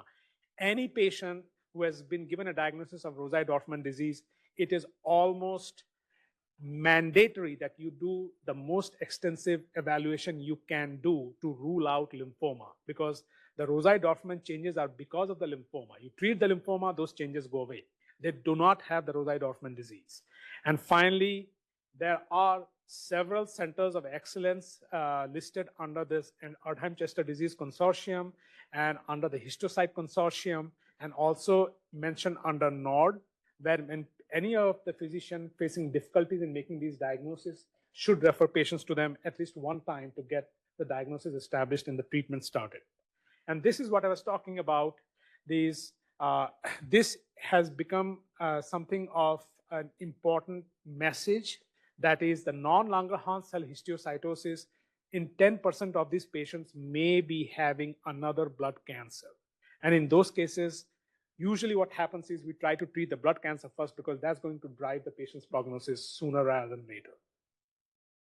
And repeating this model from before, as I told you, because we now have these, so we have these different mutations now for which we now have drugs. So people who have BRAF or ARAF mutations, we have BRAF inhibitors. They are vemurafenib and dabrafenib. These are actually drugs we came to know about their use from the world of melanoma. So these are like repurposing the drugs for a different condition. And then we have cobimetinib and trametinib, which are the MEK inhibitors. So we have 4 drugs now, not a lot, but still a huge step forward, considering previously all these patients were being treated with either steroids or surgery or radiation or chemotherapy. And some of the therapeutic considerations that we have to be mindful of when treating these patients are none of the treatments are curative. The idea is to put the disease into remission and give the patient as good a quality of life as possible and keep them productive for as long as the treatments work. Second, not everybody needs treatment. There are some patients who have these masses and they are not growing, or they are there, they don't cause any symptoms. You don't have to open them up or put them through therapies or do radiation treatment and stuff, because sometimes the side effects from the treatment can be worse than the disease. So there is a room for watchful waiting in a subset of patients. For patients with high-risk disease, especially involving the organs such as the brain, the bone marrow, liver, spleen, heart, these are the patients for whom now the recommended therapies are the targeted therapies, which are the BRAF and the MEK inhibitors. We have moved away from chemotherapy in these situations. In all these patients, an expectation is none of them can be on these treatments on an uninterrupted basis. Treatment toxicities are very common. Treatments are withheld very commonly. Dose reductions are done all the time, and they are switched from one drug to the other depending upon their tolerability. But we don't know, and no one knows yet, what is the ideal sequence. So we do the best we can depending upon what they have not used before. And finally, anytime if somebody is responding to the drug, or you had to stop the drug, the BRAF or the MEK inhibitors for any reason, it is not a matter of if, it's a matter of when the relapse will happen. So these diseases are controlled on treatment. If you stop the treatment, they will come back. In most cases, they do come back within a year. And this table is just to kind of give you a sense of what are the proposed interventions. For people who have identifiable mutations, it's easy. You use those inhibitors for those mutations. But there are people who will have no mutations. And actually now we can treat those patients based on the findings from a clinical trial that showed even in histocytic disorder patients in whom we could not find any mutations, one MEK inhibitor called cobimetinib actually had tremendous responses. We don't understand the pathogenesis or the mechanism of action of that, but it is a big boon for the patients because there will be a good 30-40% who will not have mutations identified on comprehensive gene analysis. For low burden disease, interferon is still pretty good. And for the Langerhans cell histiocytosis, if they have isolated bone lesions, it is interesting how the response happens. If you have a single bone lytic lesion, when you do the biopsy to get the tissue, while you are there, you get the biopsy, you scrape the side of the bone lesion and you inject steroids. And after a period of 8 to 12 weeks, that itself will heal the bone. You don't have to do anything else. So it could be a diagnostic and therapeutic biopsy of the bone lesions in LCH. And finally, if people have neurologic involvement, they have the worst prognosis because the CNS penetration of both the BRAF and the MEK inhibitors is poor. And in those cases, there has been one technique that has been pioneered by investigators from Sloan Kettering Hospital in New York, where I do send a few of my patients when they need it. They do intra-arterial chemotherapy using a drug called melphalan. And in a very select few patients, they had had a dramatic response.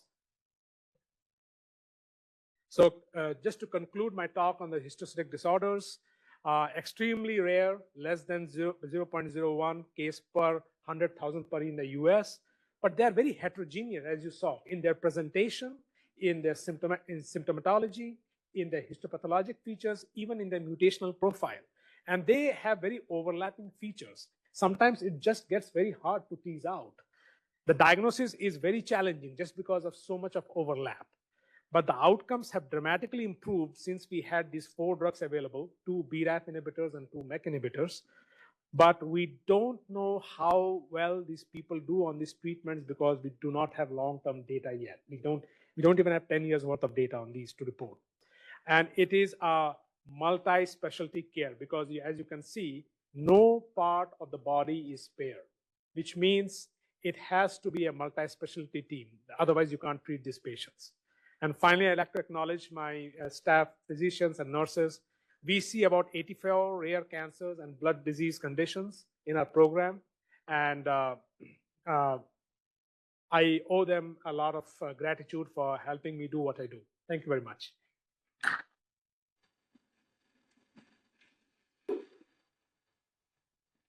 Thank you, Dr. Mukherjee. I now want to invite all of our expert speakers to come back up for the panel discussion.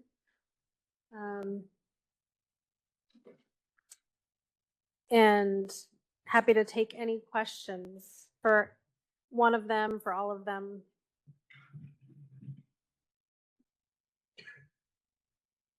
Oh, Pam. I think she's got a microphone behind you. Hi, everyone. In your role as a primary physician, and this would be for anyone, when you're examining a patient, what makes you think beyond the common that this might be a zebra in front of you? Thank you. So I'm a biased party, right? So that's kind of our thing. What I usually try to educate other providers that aren't as familiar with these rare disorders or presentations in rare disorders is, if a patient is just not doing the typical, because, I think the challenge of a primary care physician is they have a lot to cover and they have a lot to do in a short period of time.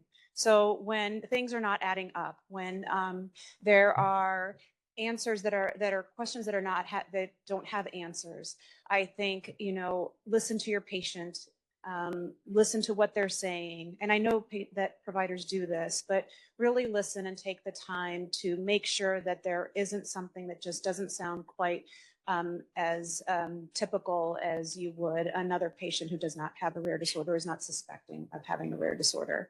One of the things that we're trying to do at MetroHealth is to empower patients more to advocate for themselves and trying to find ways to identify these high-risk patients who don't realize they may have a rare disorder and try to help identify them as early as possible. So trying to, continue to educate our primary care providers and our physicians who may not be as familiar with rare disorders, but also trying to empower the patient by leveraging systems that are already in place that could help relieve some of that burden. It seems like seeing a familial pattern, is definitely a one indication often. I don't know how often you run into that, but I guess it depends on what it is exactly. Yeah, so family history is certainly important and helpful in autosomal dominant conditions, but oftentimes in recessive disorders or de novo disorders, there isn't a family history. So it's a piece of it and an important piece of it. But there are also, a lot of disorders that may not fall in neatly, especially with our autoimmune disorders. Oftentimes there may not be a family history. So it's an important part of it for sure. But it's not, it's not a limiting factor, and I don't want it to be a limiting factor. All right. Any other questions for our panel? Thank you. So to anyone who wants to take it, there are different programs around the world promoting offering whole genome sequencing in the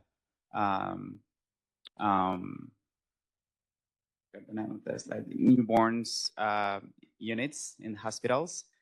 What are your thoughts about this? And do you think this will definitely change, for example, time for leading to a diagnosis? They will change prognosis for people living with rare diseases? Should it be implemented or delay a little bit in life? Thank you. Because of our colleagues at UK, they're actually doing this systematically. And there are really beautiful examples you can find online of cases of spinal muscular atrophy where treatment timing was absolutely critical, and it was dramatically different if you caught it early enough. So, I think that this needs to happen eventually. As a non-clinician, I completely agree that the technology has moved far faster than our ability to interpret the data. So that first genome that was sequenced, that's 13 years, $3 billion. Now, just here in Cleveland, we can do 160 genomes at about $500 each in 3 days, right? So that kind of change in the economics means that we're going to be able to apply it to medicine at some point in the hopefully not too distant future, but we have to have ways to make sure that we can interpret the data that come out of there so that, when that baby gets the heel prick in the delivery room, we can get the genome sequence and look to see whether or not there's a DNA lesion that matches the buildup of whatever the metabolic disease might be or anything else. So anyway, I think the short end, the pieces and parts are all over the place. We just have to bring them together. So there's an important distinction to make from the research side of genome sequencing and the practical application on the clinical side. So while on the research side, the cost is very low and the turnaround time is very fast, that's not necessarily what we're seeing on the clinical side. I think there's a lot of informed consent that needs to take place. There's a lot of, obviously, a ton of information that can be learned about adult onset disorders or disorders that are, not necessarily ones you want to know about. So I think that there has to be a lot more thought and methodology placed behind that before it's ready for prime time. The cost on the clinical side is also much more than on the research side. There is now I think they call it ultra rapid whole genome sequencing that's just recently been launched by a lab company that definitely has a role in the intensive care unit so that we can get answers much faster for our patients with a phenotype. I think eventually it will replace newborn screening, but for a lot of rare disorders, you have to remember too that newborns are screened at birth for a long list of rare disorders. And we are advocating much more now too for on the prenatal side through genetic counseling for carrier screening for preconception and pregnant moms who are interested in learning what they're carriers for. So the work is being done on a smaller scale and smaller ways, ultimately moving towards that on the newborn side, newborn screening side. I don't think we're there yet in terms of our understanding. Because remember, there's a huge knowledge gap. So we have 20,000 genes. We know about what 8,000 of them do. There's still 12,000 that we have to learn about. And that's just for the exome. And when you think about the genome, the exome only accounts for about 1 to 2% of the entire genome. And we're still not quite sure, how the genome interacts with the exome. So there's a huge knowledge gap that still needs to be reduced before that technology is implemented. Because if we're going to do it, we got to do it right. So we talked about utilizing like EPIC or EMR flagging to potentially identify these patients for rare disease, but where do you see the future of maybe one step further, like utilizing AI in the future? Any discussion in your individual fields?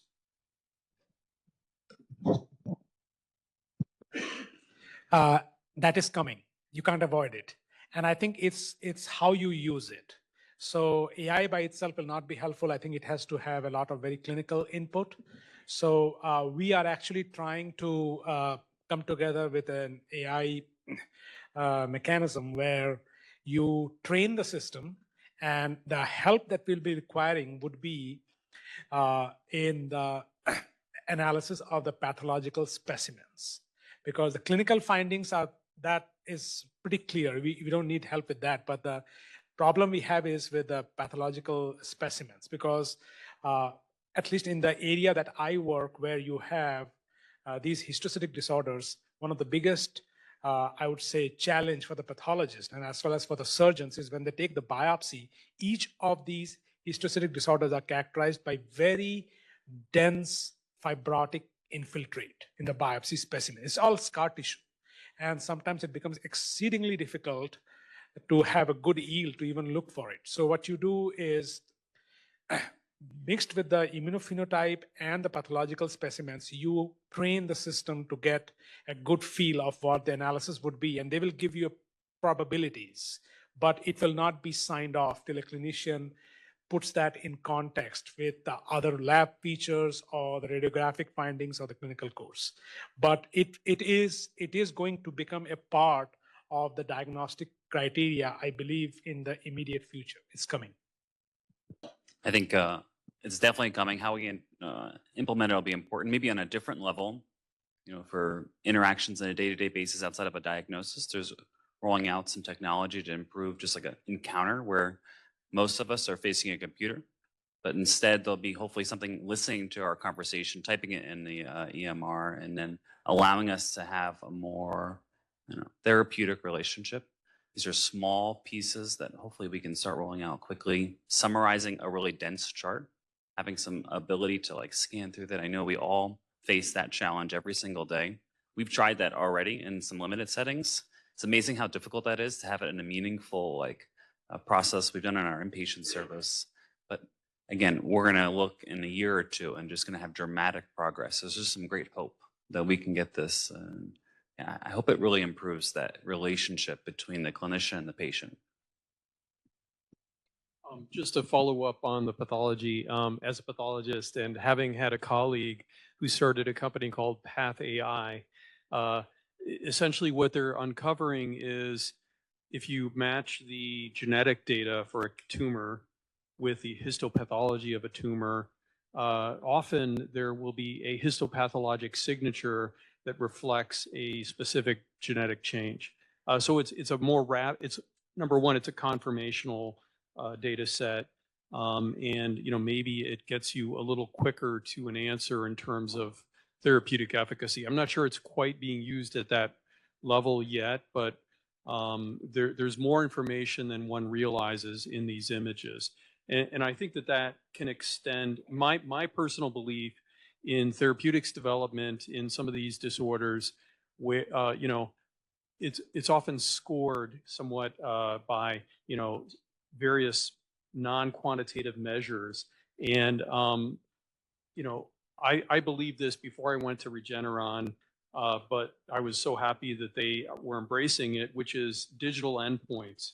And particularly in, neurologic disorders, to get a quantitative signal from some digital readout, whether it's video or accelerometers or sleep, or, there's all these things we now that they can record, and the capacity to sort of screen through very, very large streams of data to find signals is tremendous now.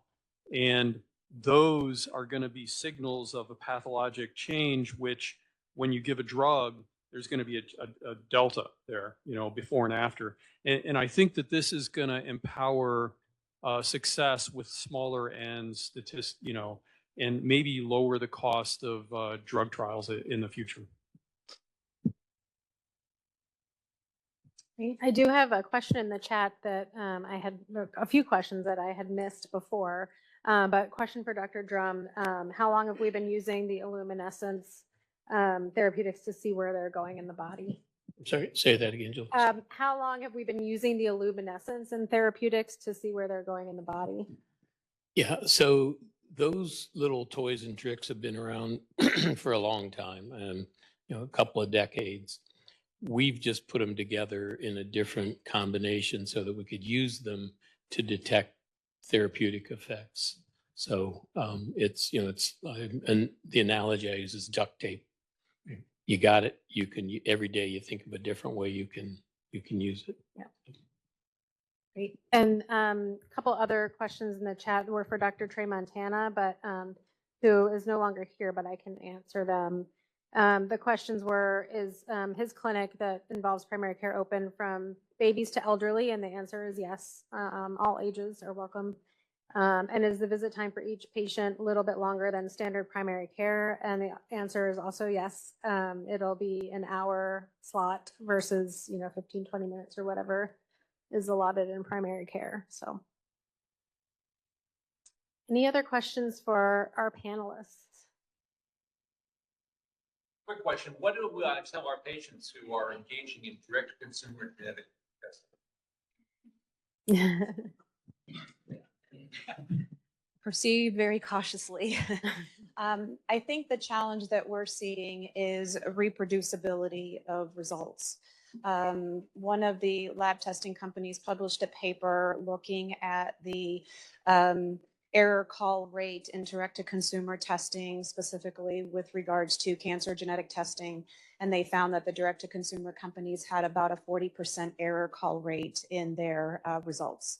So when you undergo genetic testing, you are being tested by a lab that is CAP and CLIA certified, so that you know that the results that you receive are accurate, reproducible, and have been reviewed. When you do direct-to-consumer companies, there's a lot of opportunities for errors. There's not a lot of clinical oversight, and the results that you receive may not be accurate. So we always recommend that if you have genetic questions, speak to your primary care provider or genetic counselor or geneticist, and make sure that you are obtaining the appropriate tests for your particular question.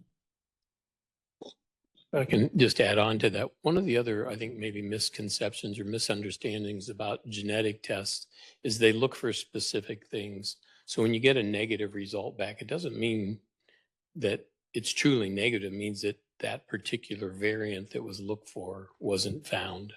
So, with CF, you've got one common mutation. That's the one that's on most of the panels, but there's 2,000 others. So coming back negative for the common one doesn't mean you're negative. So good point. As an umbrella organization, we often see patients with multiple rare diseases or a confirmed rare diagnosis and multiple variants of unknown significance. So from a clinical standpoint, how do you navigate their care? And from a research standpoint, what barriers does that place in trying to come up with a therapeutic for these patients? Really quickly. So for on the clinical side, the lab receives phenotype information from the ordering provider, and then does their own kind of set of analyses to return the ultimate result that you're given. So a variant of unknown significance is basically a genetic change in a gene, but its significance is unknown. It may cause problems to ultimate gene function. It may not cause problems to ultimate gene function. I think that's the kind of highlights the importance of genetic counseling prior to genetic testing, is so that patients are aware of the outcomes of testing, so that when they receive the results, this is not an unexpected finding. So not all variants lead to a human condition or a disease that we know of. We are reliant on the lab and their interpretation. So when we receive results in genetics, and I can't speak to other providers who are not in genetics who order this testing, the genetic counselor or the geneticist will review the variant to see, okay, what is available, what is known about this variant. There's a lot of nice publicly available databases that we can vet the variants ourselves and see if we agree with the interpretation by the lab. There are occasions where we disagree with the interpretation from the lab, and there's enough evidence in the literature to suspect that the variant is actually disease causing.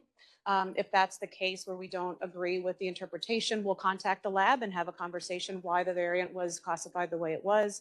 And we will oftentimes communicate with the referring physician or the specialist involved in their care to say, hey, we're highly suspicious of this variant. We may want to proceed with caution, but do X, Y, or Z as to address the particular variant that was identified. With time, these variants do get re-evaluated and reclassified. It's a slow process, I'll be honest, probably 3 to 5 years minimum, sometimes longer, before more is known. We spend a lot of time reviewing it and making sure that we agree with the interpretation, and if there are subtle changes to patient care that we would recommend based on the variant or to evaluate the variant, additional information, that's an important part. Parental testing can also be an important part. Oftentimes parents aren't necessarily evaluated at the same time, but if a mutation is known to typically be de novo or a spontaneous mutation in the egg or sperm and not inherited, that can oftentimes help with interpretation. And then we watch it and we engage with the patient, have them follow up over time and touch base with genetics to see if new information is available. It is a very limiting aspect of testing. Variants are very common to find. The majority of the time they are not pathologic. And making sure that providers and patients understand that information so it's not utilized inappropriately for patient care. Any other comments on that one? Okay. Any other questions? Okay.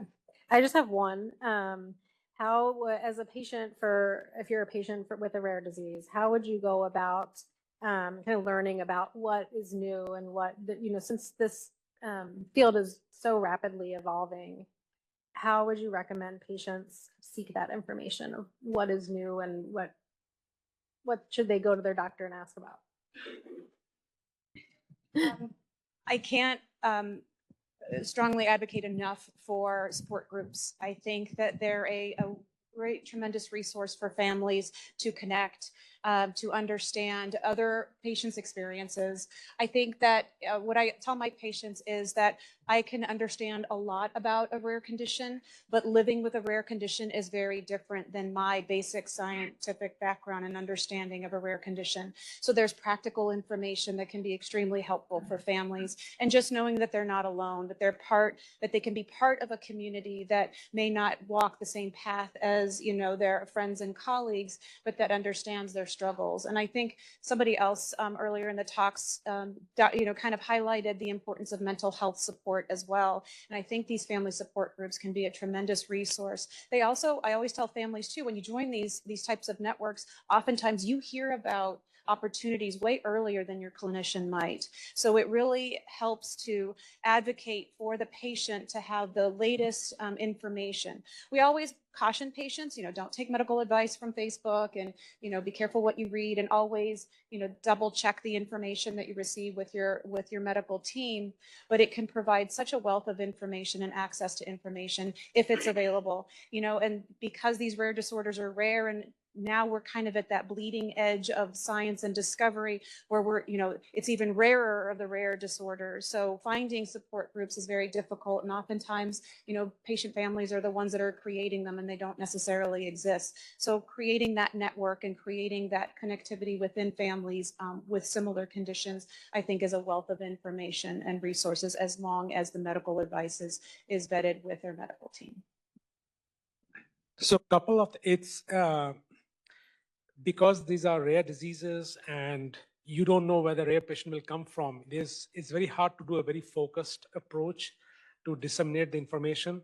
But what we have tried to do in general is, if anybody, for example, I can give you an example from what I have been doing as part of my clinical practice in consultation with the Cancer Institute programmers.